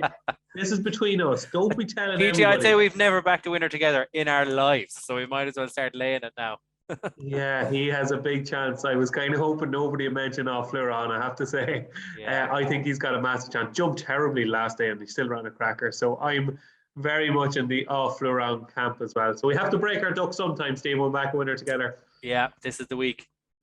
That, my dear friends, is day one of the Dublin Racing Festival done and dusted. But we'll be back with you very shortly. Preview day two. Yes, welcome back to the second part of our Race Hour Dublin Racing Festival preview in association with bookmakers.com and thetote.co.uk. And we've got Diarmuid Nolan, Dean Ryan, Stephen Cass, Paddy Aspell and Jamie Benson to talk about all things Sunday. So we're going to kick off with the 140. It is the Ladbrokes Novice Chase and it sees the return of Mighty Potter, your dazzling Brynmore winner from Fairy House, likely to be favoured here against potentially 1, 2, 3 Willie Mullins trained challengers, but it is going to be a fascinating contest. And Diarmuid Nolan, take it away with the 140 at Leopardstown on Sunday. Yeah, I've literally come full circle with Mighty Potter, which is quite funny. Last year at the preview night, the Cheltenham preview night, I made an impassioned plea as to why Mighty Potter would beat Constitution Hill. That didn't quite go too well. No. I then gave up on him for Punchestown when he won at 20-1. And then this season, I put him up, I think, as one of my horses to follow for the season over fences, but then didn't really back him. And then I left the Drinmore, Dave, so thinking that he jumped worse than he did. And I had put up James de Burley, or James de Burley, however you say his name, a few weeks ago. But this week then I just started watching back all the novice chases again from the season. And Mighty Potter jumped much better, bar that kind of mistake or two in the Drinmore. Yeah, but you know the way, like, you just can't trust your own memory sometimes. I just left that race with that impression, and then when I went back to watch it, I went, that's completely wrong. And he won it pulling double. Like, it was just such a serious performance. That race is so far above anything else that's running here. If he's 9-4 in the day, Dave, that's an absolutely cracking bet on Mighty Potter. And then going into the turners, unless the head the ball turns up and he gets slightly taken off his feet again, like in the Supreme last year. But I think the Supreme was just a freakish event. I'm completely back on the Mighty Potter bandwagon again. And I personally, I think he wins this and he wins the turners. Yeah, he is a very, very good horse. I think we're going to learn a lot more about him here. If James de Burley runs, Galler de Manil, potentially Journey with Me, who knows where El Fabiolo is going to run, but we're going to learn a lot more about Mighty Potter here, Stephen Cass. What do you think? New camera angle, new products behind you. Yes. What do you think Give is it the going ad. to win? Do you want to give a shout out to the beautiful hostelry that you have? No, I don't. No, fucking hell, no, I don't. Mighty Potter. Beautiful sandwiches. Yeah. The betting barista, he likes to be known. The betting barista. That's what he likes to be known. I agree with you in a way that Mighty Potter's jumping in the Drinmore was amazing, but he threw in a couple of bad ones and he jumped rotten at Down Royal, like really rotten. And he's a bit skewy over some of them. Even when he clears them, he goes a bit. There's a few of them a bit high, and even when he clears them, he can be a bit skewy. There's just a little hole in him. Like he ran stink at Cheltenham. He ran rat at Down Royal and he won. And yes, he was good in the Drinmore, but he was still throwing in clanger. So I don't think I'd ever trust him. But I'm worried James de Burley, who I am completely head over heels in love with, isn't going to run because Anthony Bromley was making these sounds. He'll be declared, no doubt. Who will ride him? I don't think Gerard de Millie's going to run. Who's going to ride him, DJ? If James de Burley runs now, he's Willie's number one. Gerard de Millie's not running. Who's riding him? Paul, so I have spoke to Daryl Jacob about this on numerous occasions. Okay, Daryl Jacob is Isaac Swade and Simon Meniere's number one jockey everywhere, apart from Willie Mullins. Paul Townend rides all the first strings in Willie Mullins because it's a different kettle of fish. Willie is a monster. He wants a stable jockey on the horses, and Daryl is 100% happy about that. And I spoke to him about Blue Lord. I spoke to him. I said, how do you feel like you're not going to be riding Blue Lord potentially at the Dublin Racing Festival? You're probably going to be riding them in the Champion Chase. And he goes, that's fine. That's fine. I'm happy out. Paul rides all Willie Mullins' first string. He has the choice. So if he wants to ride James de Burley here, he can ride him. That's the deal that they have, and everybody seems to be happy. Well, I hope I'd love to see Townend on him. You know, he is 2-3 pounds a better jockey than Jacob. Jacob's okay, but Townend is a genius. And he's a brilliant judge of pace. And this is going to be interesting because James de Burle, his jumping was. Why do you love him? Why? I want you to explain to me why you're in love with James de Burle. His jumping, it's the speed. He's one of these very few horses you see when you see the side angles. He was accelerating when he saw a fence. Braveman's Game was doing that in his novice career. You could nearly name these horses on two hands, like that you've seen do this over the years. Vatour was another one. He used to accelerate when he saw the fence. Sprinter Sacre, yeah, another one. And there's not many of them. And he just took my eye out now at Fairyhouse, and I thought he ate the fences. If Mighty Potter can close him down, because he will get 5-10 lengths behind him, and James Burley runs his race. He's a mighty horse with his jumping frailties. It's just going to be such an interesting race if the two of them run. I cannot wait. I'm in love with James de Burle, but I'm not really getting the vibes. If you're listening to Ruby and other podcasts, don't get the feeling they think this fella's in the class of maybe Appreciated and, you know, Gare de Menil as their good ones they think are going to win the novice chase at Cheltenham. That's a vibe I get. Darragh Jacob, though, clearly loves him. So I hope Darragh Jacob's right and this fella's an absolute machine. That's the feeling I get. But because of the Willie vibes and because the pro punters will look at Mighty Potter and he will go off 6-4, you'll be getting on the tote. Certainly on the exchange, I think you'd be getting around 4-1 James de Burle on Sunday. So that's the way I'm going to play it. I'll trust myself and back him, but maybe not as heavy as I'd like to. Do you think James de Burle will run in the Turners at Cheltenham? Oh, definitely. He's too quick. You can't go up to 3 miles, and there's two reasons why. One, Willie did it with a quick horse at Allaho, and I'd say he really regrets running Allaho over 3 miles, and he won't make the same mistake with a fast mid-trip /stayer. The Turners is the race for him. And also these colours, do you remember they wouldn't even go there with Bristol de Mai? I don't think they like those slogging races in the novice campaign. So I think it's going to be Turners for him, but Sunday's the acid test. In your humble opinion, is James de Burle the best novice chaser in Clydesutton this season? I think he could be. Like, if there's a 175 horse there, I think it's James de Burle. But you know me, DJ, I'm wrong. You don't need to tell listeners that. We keep that to ourselves. But you know what you're saying is, I think everyone's giving out about anti-post punted being dead and black, and they're right. But if you could take angles on the Willie Mullins bingo, like, I think Appreciated is definitely going Arkle. This fella's going Turners. Gare de Menil is definitely going 3 miler. Ramilla is going to 4, and you do multiples on those. You could have great bets going for you and great fun for small money. You also could have nothing. Yeah, you could. But Willie's not that hard to read. Everyone thinks he's so hard to read. Like, it's so obvious that Appreciated's a brilliant 2 miler. He's going 2 miles. This fella's 2.5 miler. He's going 2.5 miles. Gare de Menil and the other fella are in the same colours. They're going 3 and 4 the other way. That's what I think. Okay, so what price will you lay me Gallard de Menil run in the National Hunt Chase? I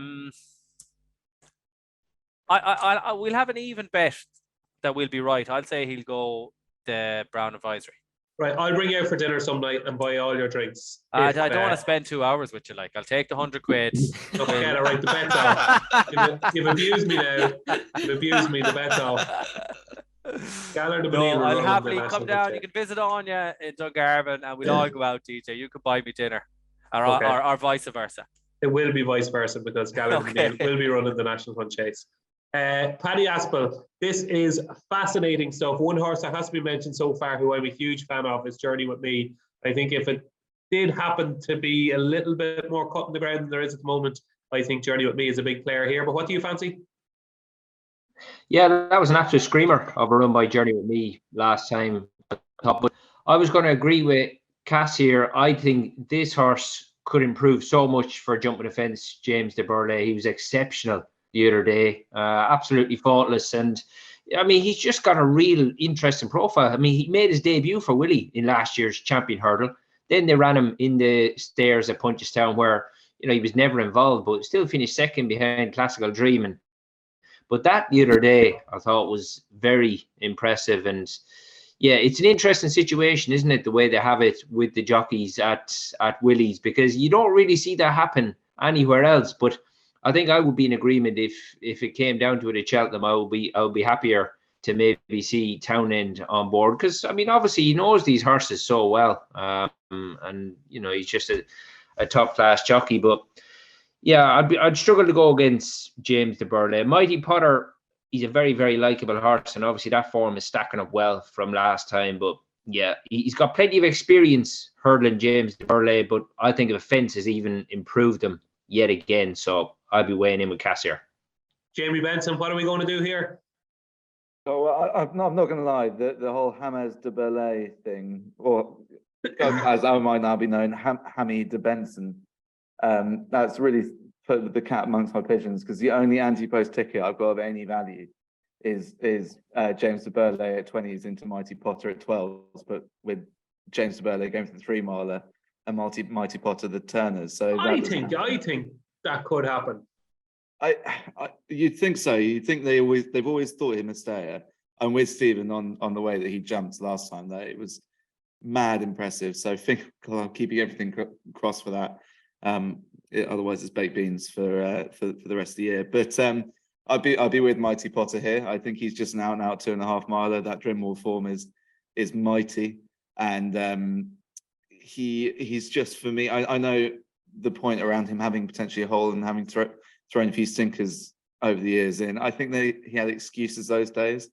I can see him just as the most solid option here, and he's the sort of horse I'd have as sort of a play spot banker as well. Might even stable star him in my fantasy team. That kind of level of confidence. But like you're saying, like a couple of times now, it's been thrown out there that he's ran a few stinkers.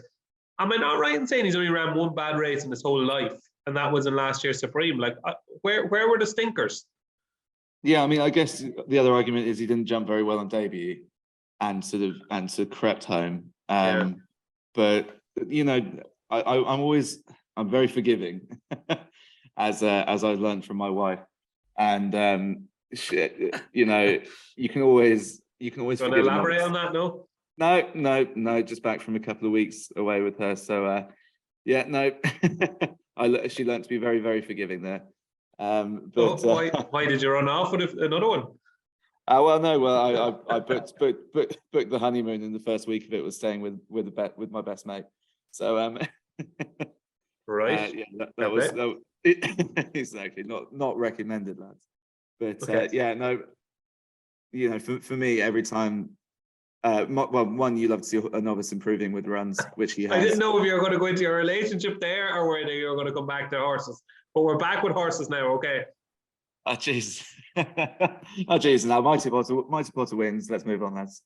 Okay, there's a few tangents there, but Jamie is with Mighty Potter. Dean, to finish up the Ladbrokes Novice Chase at 140 at Leopardstown on Sunday, is it a clean sweep for Mighty Potter? No, I don't think so. I really like the Drimwall performance. Thought it was very good. It does jump very big though. It could be one for a knuckle on landing, you know, Mighty Potter. I think.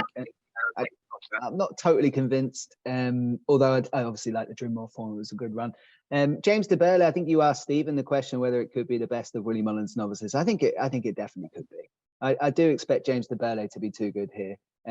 That performance at Fairy House, I was there, and yeah, blew me away. I thought it was very, very impressive. The Turners looks the obvious race for it. I think it'd be favourite for the Turners after it goes and wins this race, DJ. But I do have a betting angle in the race that's separate to that, which is, and I've done it. I've taken the 40-1 about I Am Maximus on the idea that I think this race will cut up a little bit. So 3 places that are there now going to look pretty favourable on the day. I mean, I know you're shaking your head, DJ, but bear with me here. I think this horse has got plenty of ability. And in the 2 runs that it's had so far, I was at Fairy House as well, when it got short-headed by Manila Crooner. And you could see from when the first jump it took, you knew it was going to have a hard task to beat Manila Crooner. Still only got done a short head and jumped the wrong way all the way around. Did it again behind Gentleman's Game, but that was a bit of a duel. I think I Am Maximus just needs a bit of cover in its race. So while I don't want the field to cut up too much, I think the ride will be important. I'd get it in with a bit of cover. And I think this one can pick up the pieces. It's 40-1. You may as well have a stab at something. There's plenty of latent ability in there. Dean, he's mad. He's mad. Yeah, fine. Mad horses win races, though. They do. And, we'll have to put it together. I do think you can mark up the Gentleman's Game run. I think you can mark up the Fairy House run, too. And whilst it is a 40-1 poke against some very good horses, I'll be cheering it on from somewhere in behind to try and pick up the pieces. But I think James de Burle is pretty special, and I think it will win, and I think it will be the favourite for the Turners after the race. Oh, right. We've got plenty of James de Burley or James de Burley fans on the Race Hour podcast. That is the 210, the Ladbrokes Novice Chase at 140. So we're moving on swiftly to the 210 and Leopardstown. It's the Ladbrokes Dublin Chase. It's an absolute shocker of a race. It's slightly embarrassing for the weekend, I have to say. Very short price favourite, Blue Lord, Stephen's beloved Blue Lord, founding member of the fan club. Could have retired if he had ran and won the Gold Cup. Gentleman to me, a second favourite, so royal, done vegan, fast or slow. This is like Sunday's card is terrific. This is just awful. Diarmuid Nolan, can you say anything interesting whatsoever? I'll tell you what, I already owe you a point because you told me Footpad was the last horse to win the Irish Arkle and the Arkle. If you manage to convince me that this is an interesting race, I'll buy you another point. I'll probably owe you a few points. After that, no, I literally have here in my notes, Dave, that Blue Lord wins and move on, to be honest. That was literally it. That's all I can offer you. Dean? DJ, I have something to say on this race. No, calm down. I'll come to you. Yeah, all right. Do you want to run the ship? Sorry, DJ. Sorry, no, you're upset with me after I offended you. But I thought you were going to run through everyone and just say we'll presume Blue Lord will win. No. Look, you think I'm predictable. Sometimes I pop up with something out of the blue, and I was coming to you last because I know you have something really interesting to say. Oh, yeah, I do, yeah. Okay, good. So, Dean, take it away. Dean? Yeah, fair enough. I think Stephen Cass thought that Derma had all the power in the world, that when he said move on, DJ would just do it. But no, DJ was always going to give you a little go, Stephen, I'm sure. There isn't really much to say about this race. Clearly, Blue Lord looks very straightforward. I've never been a big fan of Blue Lord at all, and looks that way. But you know what? There is one interesting horse in here, and I'm not saying it's going to win the race, but Fast or Slow is fascinating for Martin Brazel. I think they were very brave chucking it in against Galatmin Deschamps for what was effectively a chase debut. I won a chase in France before. It's well worth its hurdles rating. It's got plenty to find in here, but something has to finish second, and that'll be my bet here. I'll be probably going without, back Fast or Slow. I'll probably do the forecast with Blue Lord. What is he, 50-1, something like that? Why not pitch it in there? So Royal's a pensioner now. Gentleman Demi could run absolute stink. Dunvegan is okay. So what you got to beat? One horse, maybe? Fast or Slow would be my... interesting angle there. Jamie, if Blue Lord were to beat Fast or Slow, what would that exacta pay, do you think, on the tote? That would be comfortably into 3 figures. Stop. No, it wouldn't. What? oh, sorry. If he beat Blue Lord? No, if Blue Lord beat Fast or Slow. Oh, sorry. I thought you said if he beat Blue Lord. No. No. Sort of €3, €3. It'll be a bit better than that. It's about a 10-1 shot. Sure. It's about a 10-1 shot. Okay. Do you agree? Yeah, I do actually, to be fair. I thought he was impressive in his own way for the level that he should be expected to run at.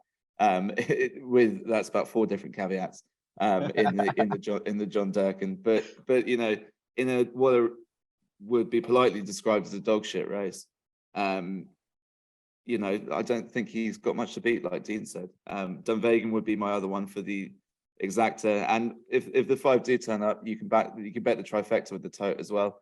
I wouldn't mind doing Blue Lord, banking him to win, and then perming up the other 2, Dunvegan and Fast or Slow for second and third. That would pay really big.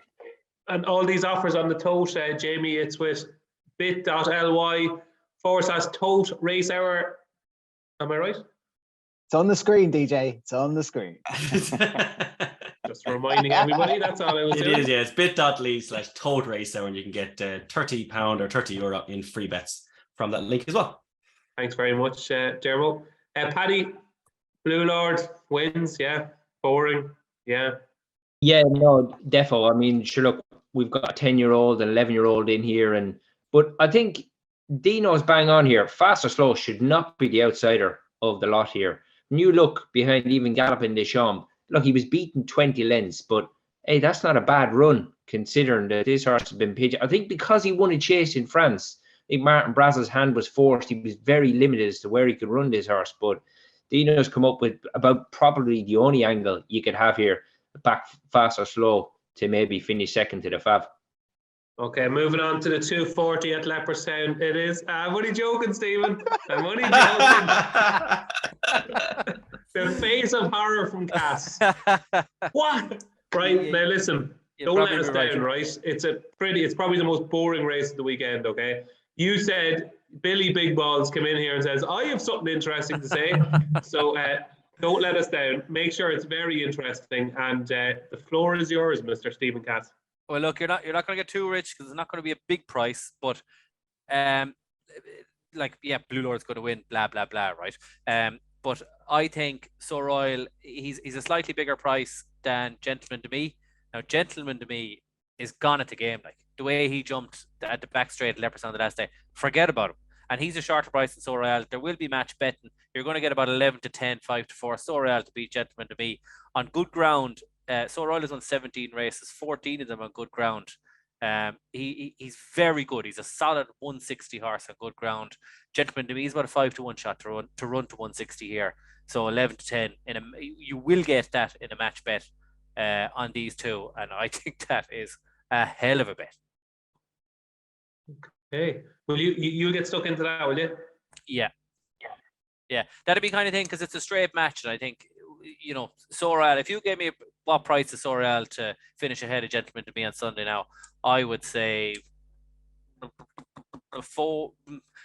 to 2, probably 1 to 2, and he'll be 5 to 4. Okay, that is an interesting angle, and I can certainly see your point. It could happen, and So Royal is unbelievably consistent. He's going to run even he's getting old now. He's going to run in the high 150s, and he's going to be like Dunvegan will go off 1 million. Gentleman to Me is free going, so he'll be in behind with Blue Lord just tipping away, and he will pick up pieces as well. So he's very likely to pass him out. Okay, excellent. Well, I think it was worth waiting for, lads, wasn't it? It makes a very valid point. I don't think we're you're not impressed there, one of them. The lads aren't overly impressed, Stephen. I think that's more what they thought you might produce. I think they had big expectations for you, but I do agree with you. I think So Royal may be able to finish in front of Gentleman to Me. That is the Dublin chase. It's not going to be very interesting, but it could be very interesting for Stephen Cass if So Royal finishes ahead of Gentleman to Me. Moving on to the 310. I'm looking forward to hearing the opinions on this. It is, of course, the Chanel Pharma Irish Champion Hurdle. It's a grade 1. It's over 2 miles. And Stateman is currently our favourite ahead of the mighty Honeysuckle. We've got Vauban. It looks a 3-horse race. High Piper, Zana here, and Akarengo are also entered. But it looks between Stateman, Honeysuckle, and Vauban.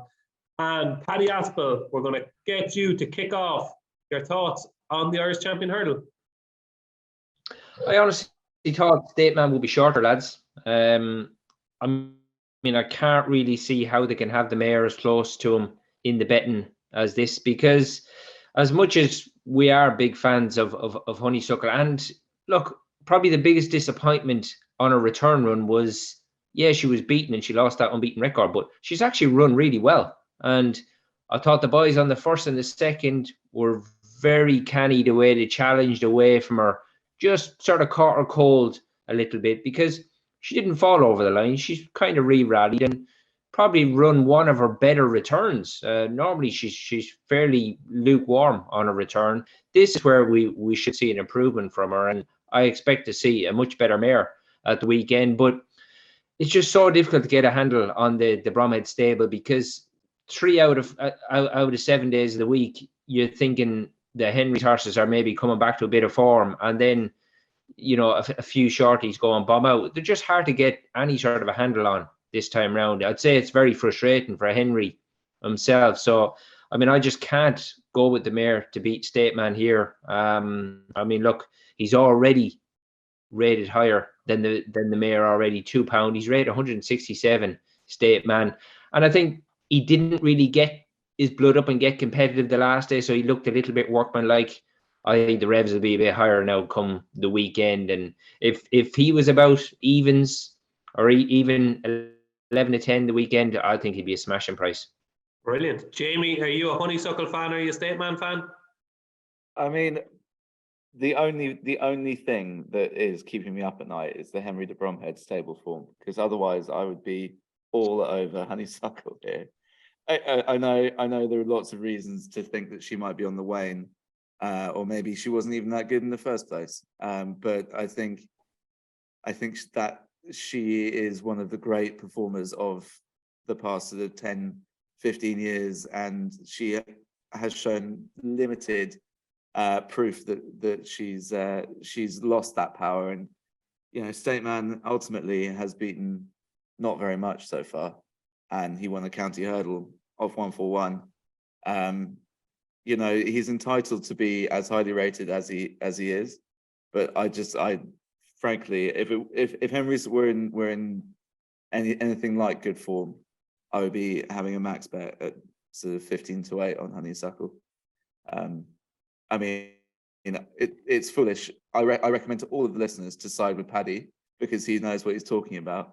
But I've never really been a big honeysuckle backer, but in this particular instance, I just think she would be a screaming bet. Please, someone talk me off the ledge. Wow.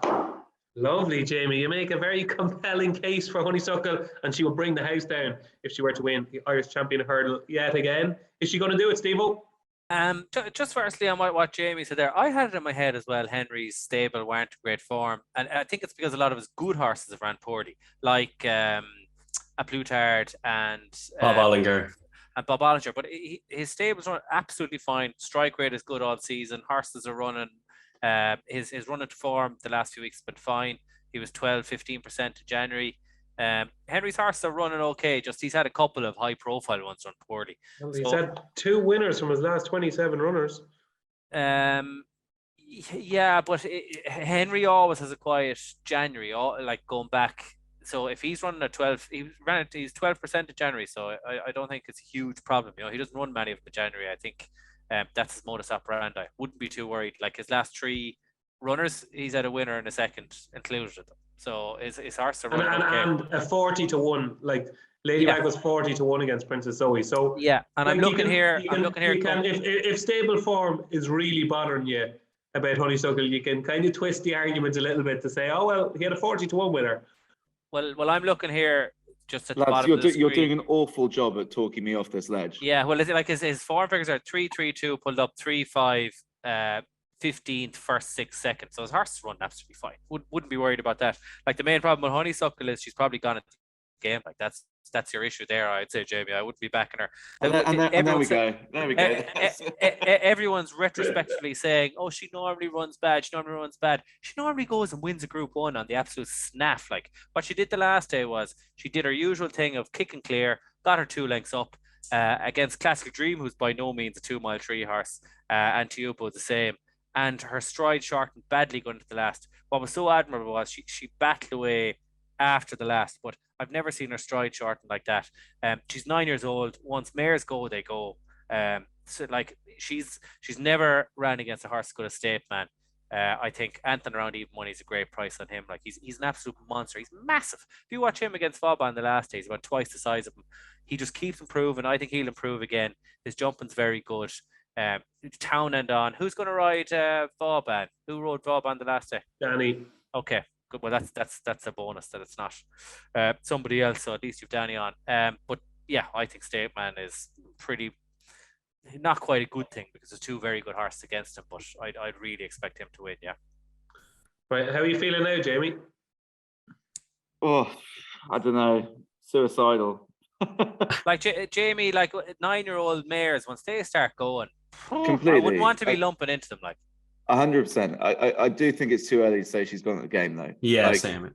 Her stride shortens for going into the last at over 2.5 miles, and to say that she's not going to win her, what would this be, her 3rd Irish Champion Hurdle on the bounce? It's very fashionable now. Johnny Deneen has all of a sudden made it fashionable to ride horses off quickly. That was always my angle, and it's been stolen by Johnny Deneen. Well, and I always write them off straight away with a bad run. It's the best thing you can do. Speaking of stealing, to be fair, if I'd taken that approach, I'd be a lot richer. I've put a lot of good money after bad by being very forgiving. So maybe. Speaking of stealing, Jamie Benson has stolen an Irish Champion Hurdle off honeysuckle because she's actually going for 4 in a row, Jamie. Oh Jesus! There you go. What could possibly go wrong? Well, I'm even more confident now. Diarmuid Nolan, Honeysuckle. I remember back that fresh-faced Diarmuid Nolan. I don't think there was a beard back in the day. And Honeysuckle was in the very early stages of her career. And Diarmuid Nolan was one of the ones that put me onto Honeysuckle very early. And I disagreed. I said, no, Diarmuid, you're wrong. She's not beating anything. She's not that good. But you and Dean together, I think, got the whole country behind Honeysuckle. So what are you going to do now? The moment of truth. She needs you now more than ever, Diarmuid. She needs you. What are you going to do? Are you going to desert her? Or are you going to give her a big hug? Yeah, I find the gone at the game stuff, and it's not just Stephen. This is, I'm on a podcast a long time with Stephen Cass. I'm very used to that gone at the game stuff. Benelindo was as well last season, etc. He writes them off early. It's a rule. It's fine. 2020 against Ronald Pump, Honeysuckle's length or stride shortened dramatically, and Ronald Pump nearly ran her down. She beat Zana here, and then she's beaten Easy Game. They're nowhere near the level of Honeysuckle. This season, she was beaten by Teopu, who's gone on to win over 3 miles since, very, very comfortably. A really good stayer. I love Stateman. I backed him for the county hurdle. I was all over him at our Cheltenham preview night last year for the county hurdle. But I don't really think he's beaten much. I think Sharjah is slipping away. I don't get the angle, apart from Willie Mullins' enthusiasm, that Vauban can turn around the form at Stateman. I don't have that at all. I just can't see that happening in any stretch of imagination. And then you've got Stateman, who has to give Honeysuckle £7 for a trainer who, Stephen Cass is completely right. The stable's form is not that bad. And anyway, going into the Cheltenham Festival when Henry de Bromhead nearly won the champion hurdle? Everything but the stayers hurdle, the main races. His horses weren't running well before that festival. As in, Henry de Bromhead has always been a trainer who targets a horse at a certain race. And I think compared to other years, Honeysuckle is going to be particularly well drilled for this Irish champion hurdle. I think getting £7. I think Stateman is a good horse. I don't think he's anywhere near a Constitution Hill. I think 167 is extremely kind. And I think Honeysuckle, even at 9 years old, even if she's not as good as she was, which I will accept, getting £7 from Stateman, I think Honeysuckle wins, and she wins well. Wow. So do you think in around generally a 7 1/4 shot, do you think Honeysuckle is a good price? I think Honeysuckle is a good price, yeah. Okay. Dean Ryan, are you still a Honeysuckle fan? Yeah, absolutely. Against Stateman, for sure. I don't have the rating of 167 being anything like backed up, to be honest. Sharjah, if you're looking for a horse that's gone in the game, is Sharjah. So beating that, fair enough. Good run. Vauban patently wasn't fit, only first run back. I think to beat that by 4 and a bit lengths is fine. No problem with that. I wouldn't be surprised if Vauban gets a bit closer this time round. Whether it goes past or not, I'm not sure. We'll see how that 5-year-old does this time round. But Honeysuckle, there was always going to be a massive reaction when Honeysuckle got beat. Finally, it was always going to happen, right? And it happened in the race where traditionally she's always left her shortest. Absolutely would never be fully drilled for that race, even though she's managed to win it against what hasn't been the strongest division forever for Honeysuckle while she was in her pomp. I don't think she's anywhere near gone at the game. Still has that. Can I just put on record? I didn't say she's gone at the game. I said Gentleman to Me is gone at the game. I never said she's gone at the game. You said she is on the downgrade. She's a 9-year-old mare. Forget about it. But I never said she's gone at the game. Never said that. I said that about Gentleman to Me. That's fair. Okay. That's fair. Okay, look. I probably did say it now. I think you did. I think you did. I take that back. I love her. I think you did say it. Even if you didn't say it. Cut that out. Even if you didn't say it, that is the worst case for pleading that you didn't say it I've ever heard. I didn't say she was gone at the game. I just said forget about her. It took me about 5 sentences to get him to retract, which is always a good sign, right? So look, at this point, I think you could argue, and many will, that Honeysuckle's run on return, and Derma made a good point. Teopu has gone now into stayers favoritism. That's pretty much a staying test now, Fairy House, that Hatton's Grace. And she's got away with it because her mid-race move normally puts the race to bed so early. So I can see Honeysuckle being clear to between the second last and the last. And I think she'll have more than enough to hold on. I do like Stateman. I do like Vauban. But they're not in her class, in my view. And I think the 7 to 4 or whatever is around is a fantastic price to find out.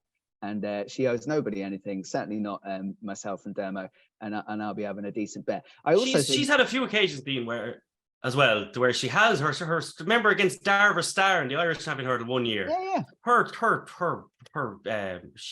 stride shortened dramatically that day. So Yeah, because her mid-race move, and I say mid-race, so let's call it the last third, where she turns on the afterburners, normally accounts for everybody. And whilst they can come back to her, they generally can't get past her. So although that didn't happen in the Hatton's Grace, I'm more than happy with that. You know Henry's going to have a fully drilled for this. I reckon he often leaves a little bit short here and goes to Cheltenham with the fully drilled honeysuckle.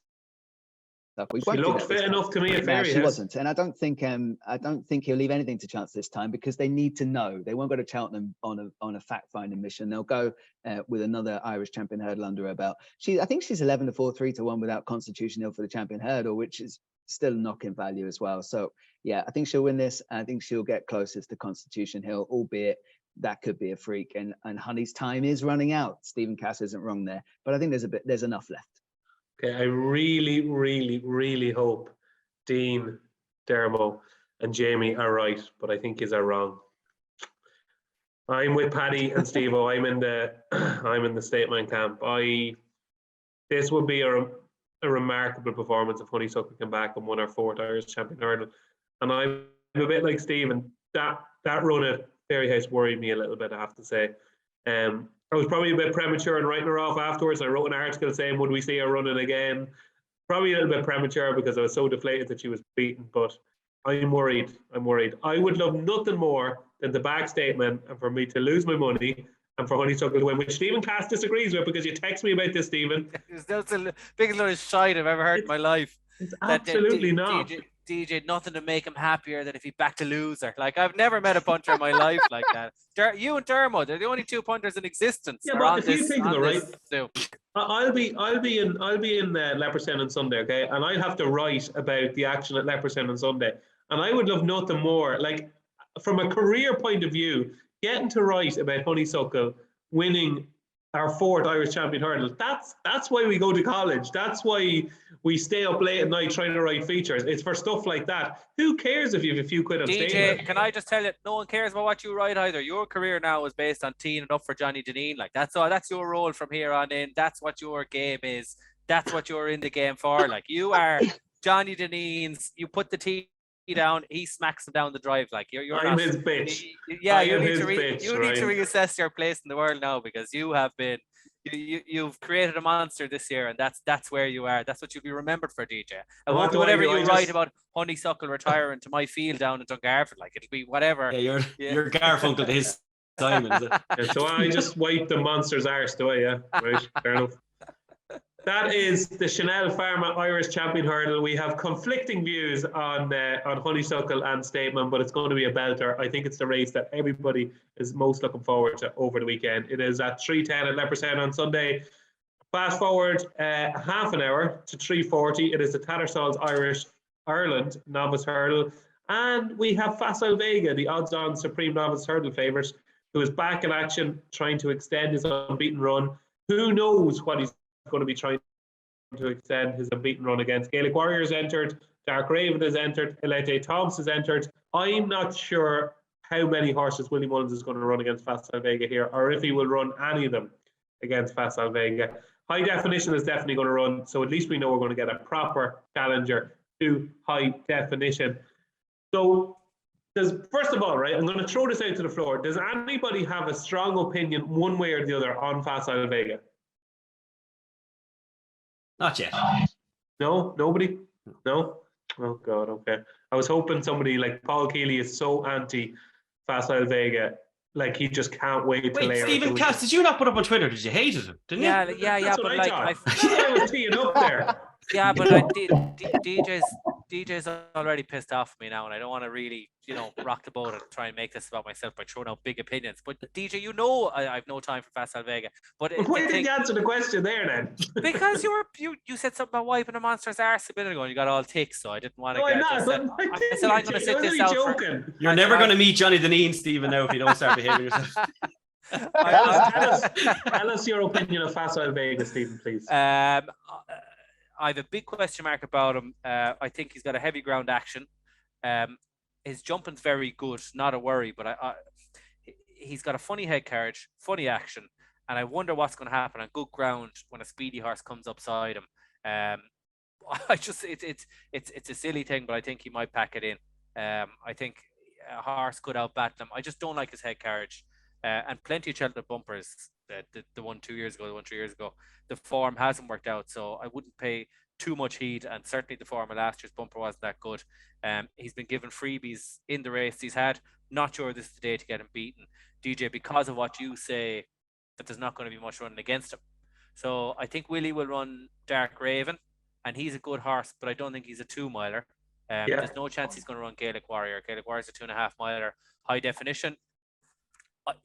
He's not going to make anything over hurdles the way he jumped the last day. If he jumps right like that, he'll be lapped at Leopardstown in a Grade 1. In the pocket looks a bit of a travelly thing, but you'd wonder about him. Maybe is he a county hurdle horse? Or he's a good horse. That's what he is. He is good, and he's very travelly. But once he hit the front, he really idled the last day. So he's one that could travel up and jump upsides the last. I want to see something jumping upsides at the last of Facile Vega, because with his action and with his head carriage, he doesn't look like a very good horse to me that I've seen. The few very good horses we've seen in our lifetime, he doesn't. His action or his head carriage isn't anything like any of those. So that's why I'd be questioning. So do you think he'll probably win here, but do you think he might be vulnerable in the Supreme? I'd love to see Irish Point run here, but I doubt they'll run him because he's had plenty of running. Because he's battle hardened, very good 2-miler, good jumper. He could put it up to him. But I don't think he'll run. I think he'll probably win here. The Supreme might be soft as well. It could be next year before we're getting our opinion back. But I think there's a hole in him. I think he's going to be in the Envoy Allen and Sam Crow bracket of horses, not in the Cauto Star, Gallopin de Champs bracket of horses. Okay, very, very interesting. Dean, are you a massive Facile Vega fan? No, not massive. We talked about him. Obviously, he's won a couple of times already this season. We talked about him on the race hour. Paddy kind of steered us back onto him. So when you come to Paddy, he'll tell you a little bit more about Facile Vega. I kind of echo everything Stephen said. There's something about him that doesn't quite grip me. Although, but the fact that he just keeps winning, maybe. Yeah, I know. It sounds obvious, but like, I don't know. There's something about him. I am going to take him on. I'm here. Back. Yeah. I'm going to take him on here. Yeah. I want to see him eyeballed, right? And I think there is a horse in here that might be able to do it, providing, I don't think obviously Gaelic Warrior won't run. I don't think high definition, as Stephen said, jump well enough, although that can obviously improve. It's only the first spin. In the pocket is the one that I like to take him on with. He's 10-1 right now, so you're getting an each way price with each way places, regardless of who's going to pitch up. I really like that form, the Absolute Notions and 3-card brag form from that race at Naas. And this would be my alternative here. I think you're getting a fair price to find out, and something's going to eyeball Facile Vega at some point, and we're going to see what happens, especially over hurdles. I think it might be a different kettle of fish when that happens. It almost happened the last day. I thought maybe we had a race, but we didn't. He's a big gallopy thing, and if he goes and wins, fair play. But yeah, I'll be taking him on in the pocket. I'll be taking him on with, and I think you're getting a price to find out. I think you've hit on the right one. I don't think you beat him, but I think you've hit on the right one here and in the pocket. I think he's a nice horse. Paddy, tell us your thoughts on Facile Vega. I've not minded him, to be honest. I think when you look at his 2 runs this time round, he's gone off 1-9 and 2-9. I think if he gave every hurdle 3 foot on the way around, we're still going to criticize him simply because of the fractions that he's gone off at. I'm just struggling to pick holes in him, really. I think he'll win, but his stablemate, who actually went into plenty of notebooks at last year's Dublin Racing Festival, I reckon he could be the one to give him most to do here, because he looked like running an absolute screamer behind him for a few strides the last day. Ashrow Diamond was 5 lengths behind him. The horse of Gary Cromwell's was back and forth, Pat Theroux, who's won again since. And I know Ilete Tump, we've hardly seen him since last year's Dublin Race Festival, and plenty of people will be put off the fact that Willie had to take him to Tramore, put a hood on him and put Patrick on him and run him in a maiden hurdle to get him off the mark over hurdles. But that run last time behind Facile Vega was an absolute monster run compared to what we've seen of him so far. He could be interesting, albeit I really, really want to see Danny ride him again. You know, just you need someone cute and canny on him like that. But I think he's got plenty of ability. Don't think he'll win, but if there's anything there to give the Fav a scare, it could be him. Maybe for forecast. Yeah, and he's Gary O'Brien of Racing TV's fame. Horse to follow for the season was Elete Tom, and we all know Gary is a very shrewd observer. Interesting view there. Could be nice for the exacta. Jamie, are you a Facile Vega fan? I'd be broadly in line with the sort of slightly hipster racing Twitter view that Stephen so eloquently put out. But I would, to be honest, row in with that I suspect there will come a time where he faces proper opposition and gets found wanting for various reasons. But I'm also then, to just recycle another opinion, I'm also with Dino very much on In the Pocket. I mentioned earlier how much I like that Navan form with 3-car brag, and ultimately I think the interesting one is he strikes me as a very classic Martin Pipe horse. But they've changed the criteria now, so you need 4 runs rather than 3 as a novice to run in a handicap hurdle at Cheltenham. And so if he gets post this race, if he gets another entry before Cheltenham, that's as good a tip as any to then probably back him non-runner no bet for the county or for the Martin Pipe. And he would be the one I'm going to go with each way here. As Dino rightly points out, you're getting 3 places at the moment, so probably take that with some bookies, because you might not get that on the day. But yeah, it's a muddling enough race in behind Facile Vega, I'd say. Dermo, I would love nothing more than to finish the Tattersall Ireland novice hurdle conversation with you telling us that Facile Vega is the next Coto star. I'm not sure yet. What I really like about him is the fact of kind of what he hasn't done. In that, I spoke to Brian Hayes a few weeks ago for the Bookmakers.co.uk article, and he said that what kind of gets him enthusiastic, and I agree with it, is the fact that Willie is delighted after all his runs, saying that there's plenty more to do with him yet. Brian Hayes reckons he probably hasn't even started properly training him, that he's just going to really kick on now, and I will see him a bit better at the DRF and then much, much better at Cheltenham. So like, I kind of found that you'd be enthused at that. I love Marine National. Like, I really love the horse. I don't like the massive gap now between that run and Cheltenham, like the 14 of the last 15 winners had all run within 75 days of the festival or something like that, and he'll be outside that window. But it's still, obviously, he'll be the one to get closest to Facile Vega. But if Facile Vega is as good as Willie thinks he is, well, then he's probably an absolute freak. But I'm happy to find that out. I will be taking him on. The one that I'm looking here to watch, I hope Dark Raven runs. I think he has to run. There's not much else for him to go for. I think he's a Ballymore horse, and 33-1. I put him up a few weeks ago on the race hour. I thought he was brilliant at Christmas. The horse in second has won since. I think he's been really forgotten about, and I just like to see him run well behind Facile Vega and go up and trip here. I think he will run, to be honest. I don't think he's any other option. He won't go to the Ballymore off the back of one run. You wouldn't think. So I think he can chase home Facile Vega. I'm not a fan of high definition at all. So at the prices there, Facile Vega is going to win, and then going forward, I'd just like to see a good run from Dark Raven. Yeah, big fan of Dark Raven myself. I was very impressed with him at Christmas. Thought he looked like a real nice horse. The further he goes, the better he is going to be. That is the final grade 1 of the Dublin Racing Festival, the Tattersall Ireland Novice Hurdle at 340. But there's a good supporting card. You've got the 110, the Irish Stallion Farms EBF, Paddy Mullins Mares Handicap Hurdle. We have got the Bulmers Handicap Chase at 240, always a corker, and we conclude the card. We've also got, the 410, the Liffey Handicap Hurdle, and we've got the Coolmore National Hunt Sires Santiago Irish EBF Mares Bumper to conclude the card. So I'm a bit scared because I have like 3 really strong fancies in those 4 races. So I'm a bit scared. So I'm going to take it away myself here on the sporting card. Liberty Dance is absolutely chucked in off 129 in the opener, okay? Now, chucked in. Gordon won this race last year with a similar type. Liberty Dance, I think, is different class to these. 129, in my head, she's definitely 140 rated mare. So I think Liberty Dance is going to be the win in the opening.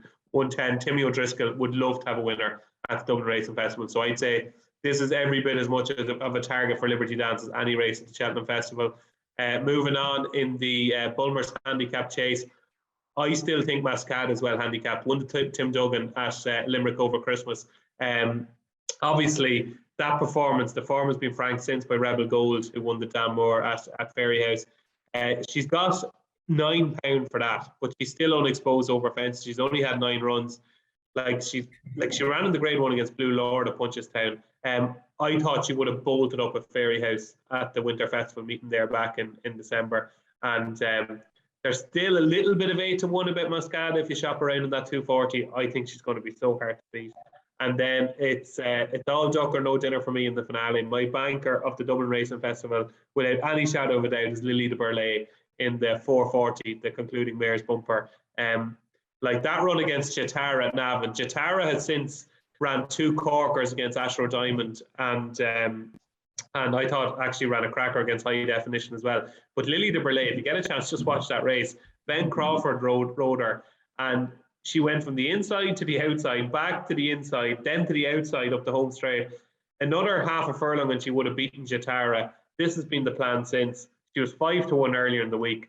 I think she's a 7-4 shot myself. I'd be really disappointed. I know she has to give weight away. She has to give £3 to a few really good mares, and it's probably a decent enough bumper, but she's different class of these. I think she's really good, Lily de Burlay. She obviously won the race last year, so yeah, she's my strongest fancy of the week. So there you go, 3 strong fancies for me on Sunday. Dino, what else do you like in the sporting card on Sunday? Echo what you said about Liberty Dance. I thought that'd be a lot shorter. It's bound to be a lot shorter on the day than what's sniffing around there now. It does look an absolute right one. No problem giving the weight away as well. I don't think to risk Bella for that run. So I think this Liberty Dance will be too good. So right with you on that. I did like Ciel de Neige in the handicap chase. I didn't think the run behind Real Steel in the Paddy Power was too bad. Definitely looked like a pipe opener anyway. I'm not sure whether this is the target or not. It's hard to know. Bit of an unlucky horse, I think, but it's only a 7th chase run. There's a bit of form with French Dynamite and stuff like that, and there's going to have to carry the weight for it. I think that goes against one of Tony Deacon's stats off a mark of 148 in this race, but I like it. Double figures. I'll be with Ciel de Neige. I don't know what people think about this 410 Gaelic Warrior and Iker Allen facing off would be some matchup. I do like Iker Allen. I probably have that one over Gaelic Warrior, but I thought there was a few in there prices that would go well. I wouldn't be surprised to see Ballyadam run well. I wouldn't be surprised to see even the old boy Charlie Parks run well. I thought that showed a little bit of sparkle at Leopardstown over Christmas, albeit it's right down the very bottom, of course, of the market. The one that I did like there was what's available, Mouse Morris's horse. I don't know if anyone really picked up. There was a bit of a gamble landed on that last day at Fairyhouse. It's dropping back in trip here. Only went up £5 for that. I think that'll run a big race, that what's available, and I think it's around 25-1 or so at the minute. That's definitely one of my bets on the Sunday for sure. I think it'll go really well, even though there's 2 good ones at the top of that. And in the bumper, I have no view, so I'll back yours, DJ. Do you can go home happy? I promise you. Jamie, do you like anything on the sporting card? Yeah, I also on the Liberty Dance train there. So hopefully that gets us all off to a great start there, lads. And then at the very end of the other end of the sort of handicapping spectrum, a horse with a load of P's next to his name called Galati Ma in the 240.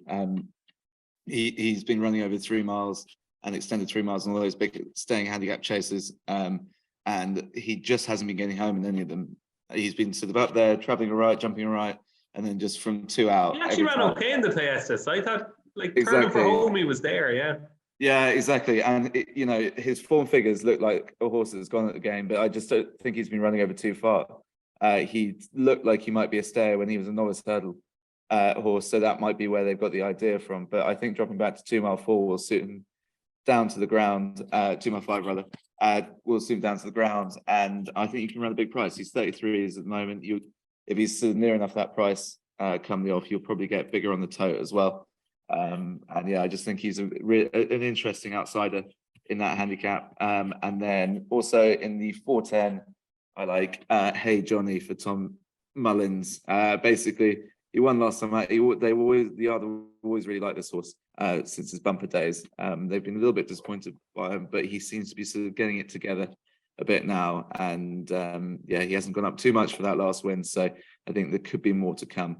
He's still only 6, so Hey Johnny in the 410. Beautiful. Thank you very much, Jamie. Paddy, what do you like on the 4 other races on Sunday? Yeah, I've got a few darts for the handicap boys. Obviously, it's very competitive, isn't it? And Jamie just mentioned a horse.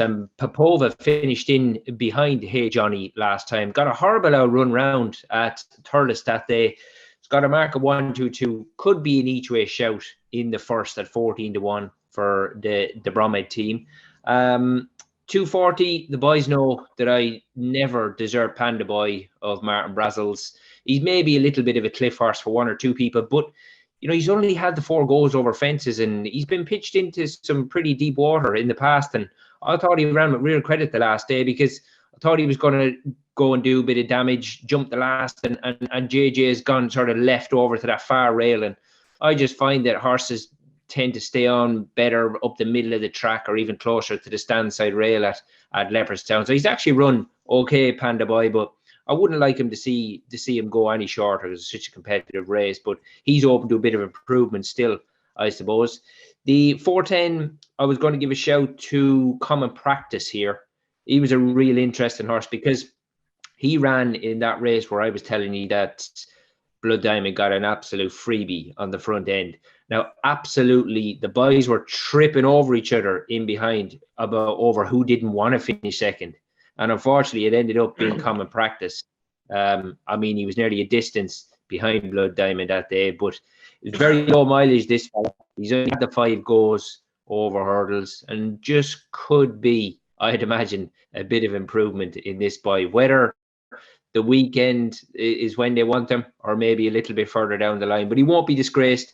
And then I was going to throw a stab at one in the bumper here, because it's a very, very warm race. But I was going to go with John McConnell's throwing stabs at the bumper. Don't even bother throwing stabs at the bumper.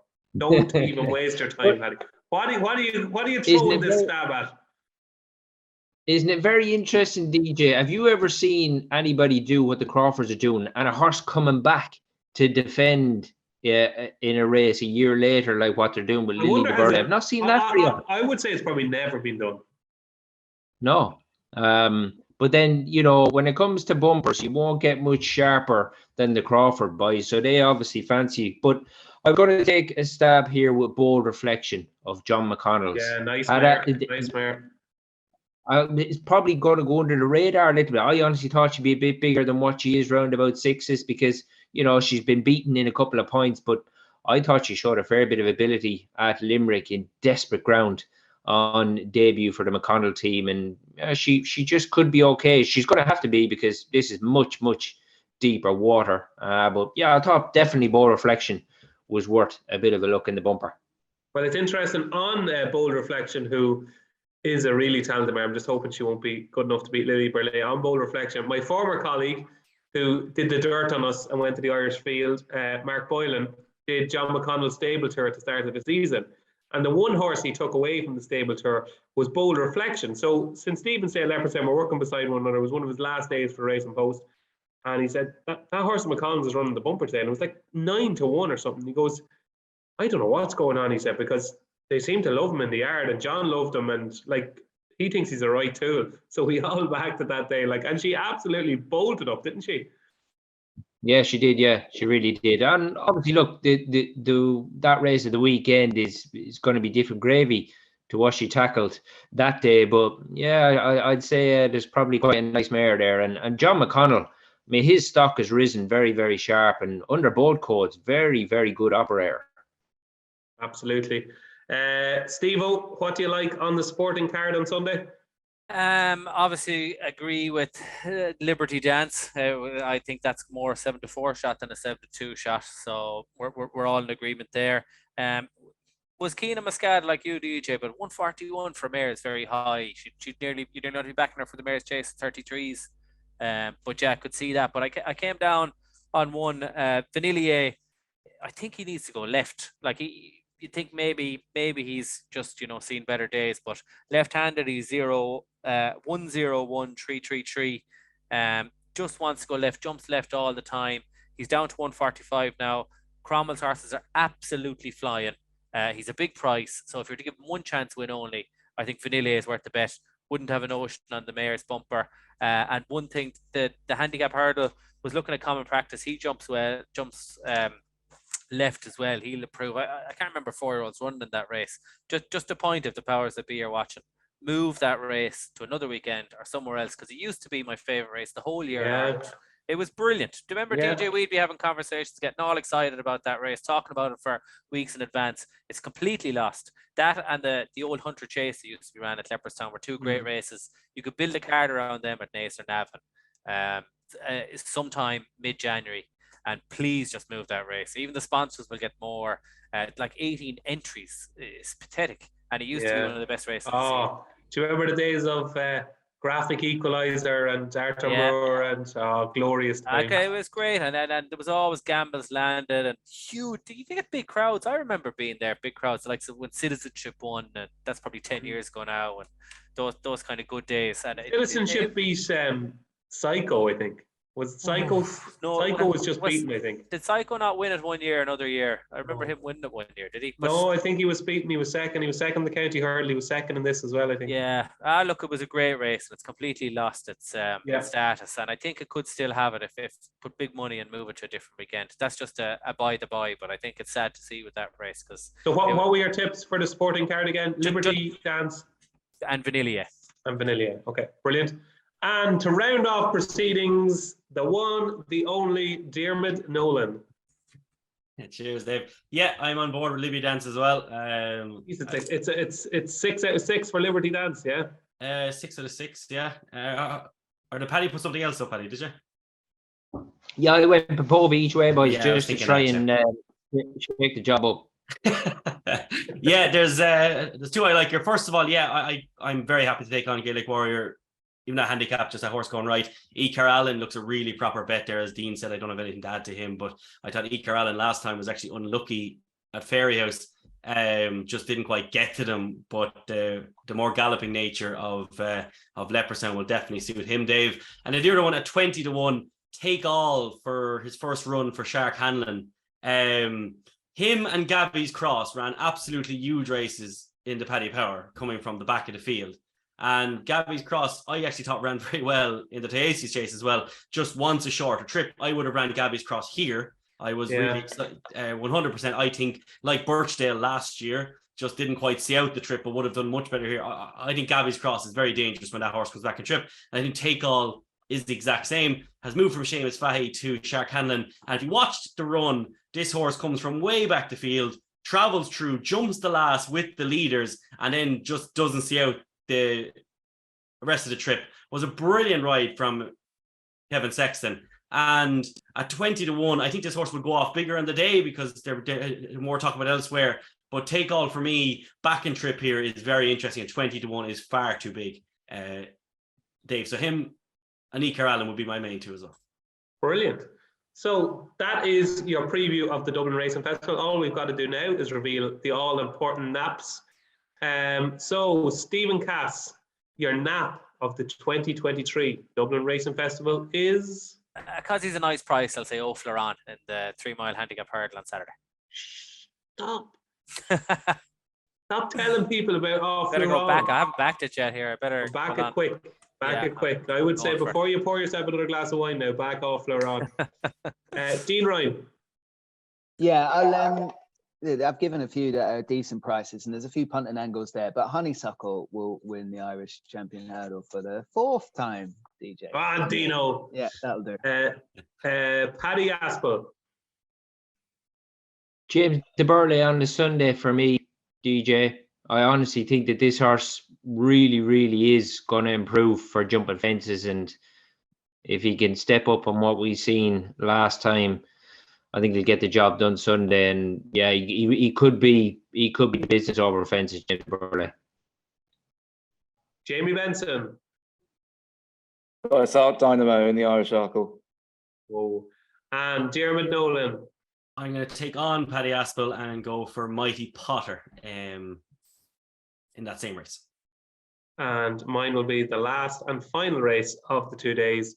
Lily de Burley who I think will go off favourite, like 5-1 earlier on this week. Was just She mad. broke our heart last year. Remember Dave Weldon battling Bessie, and we were all on battling Bessie, who finished second at 33 to 1. 40 to 1 or something. Like well he, done. he Yeah. actually napped her and got done in that fashion in the last. It was In a photo, yeah. And it was one of them photos that like you couldn't actually, like, I actually thought battling Bessie was probably up. Yeah, same. It was so tight, like, yeah. But actually, Lily Burley, after she won that day, and it was getting dark, and I would like to go out and get a quote from Stuart Crawford. And I went out and kind of went, Jesus, Stuart, that must have been a massive surprise, you know. And he goes, no, she's one of the best horses I've ever had, Lily Burley. And I was like, whoa, I wasn't expecting that.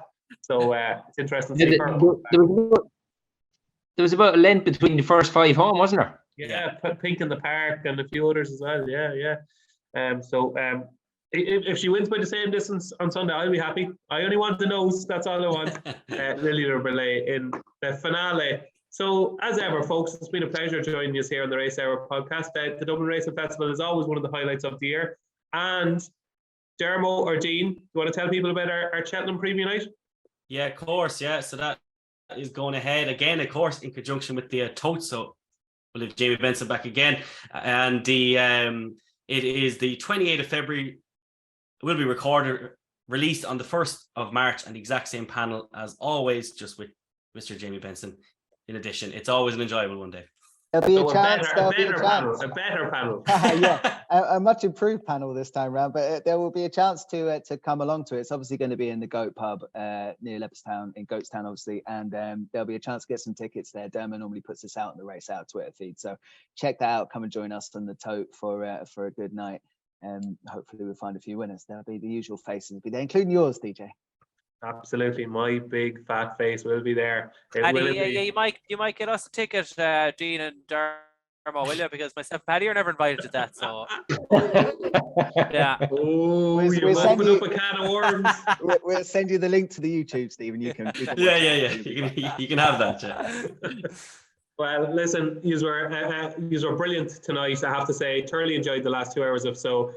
My big thanks to Stephen Cass, to Paddy Aspell, to Jamie Benson, Dean Ryan, to Diarmuid Nolan. I've been David Jennings. Thanks to bookmakers.com and thetote.co.uk for sponsoring the show.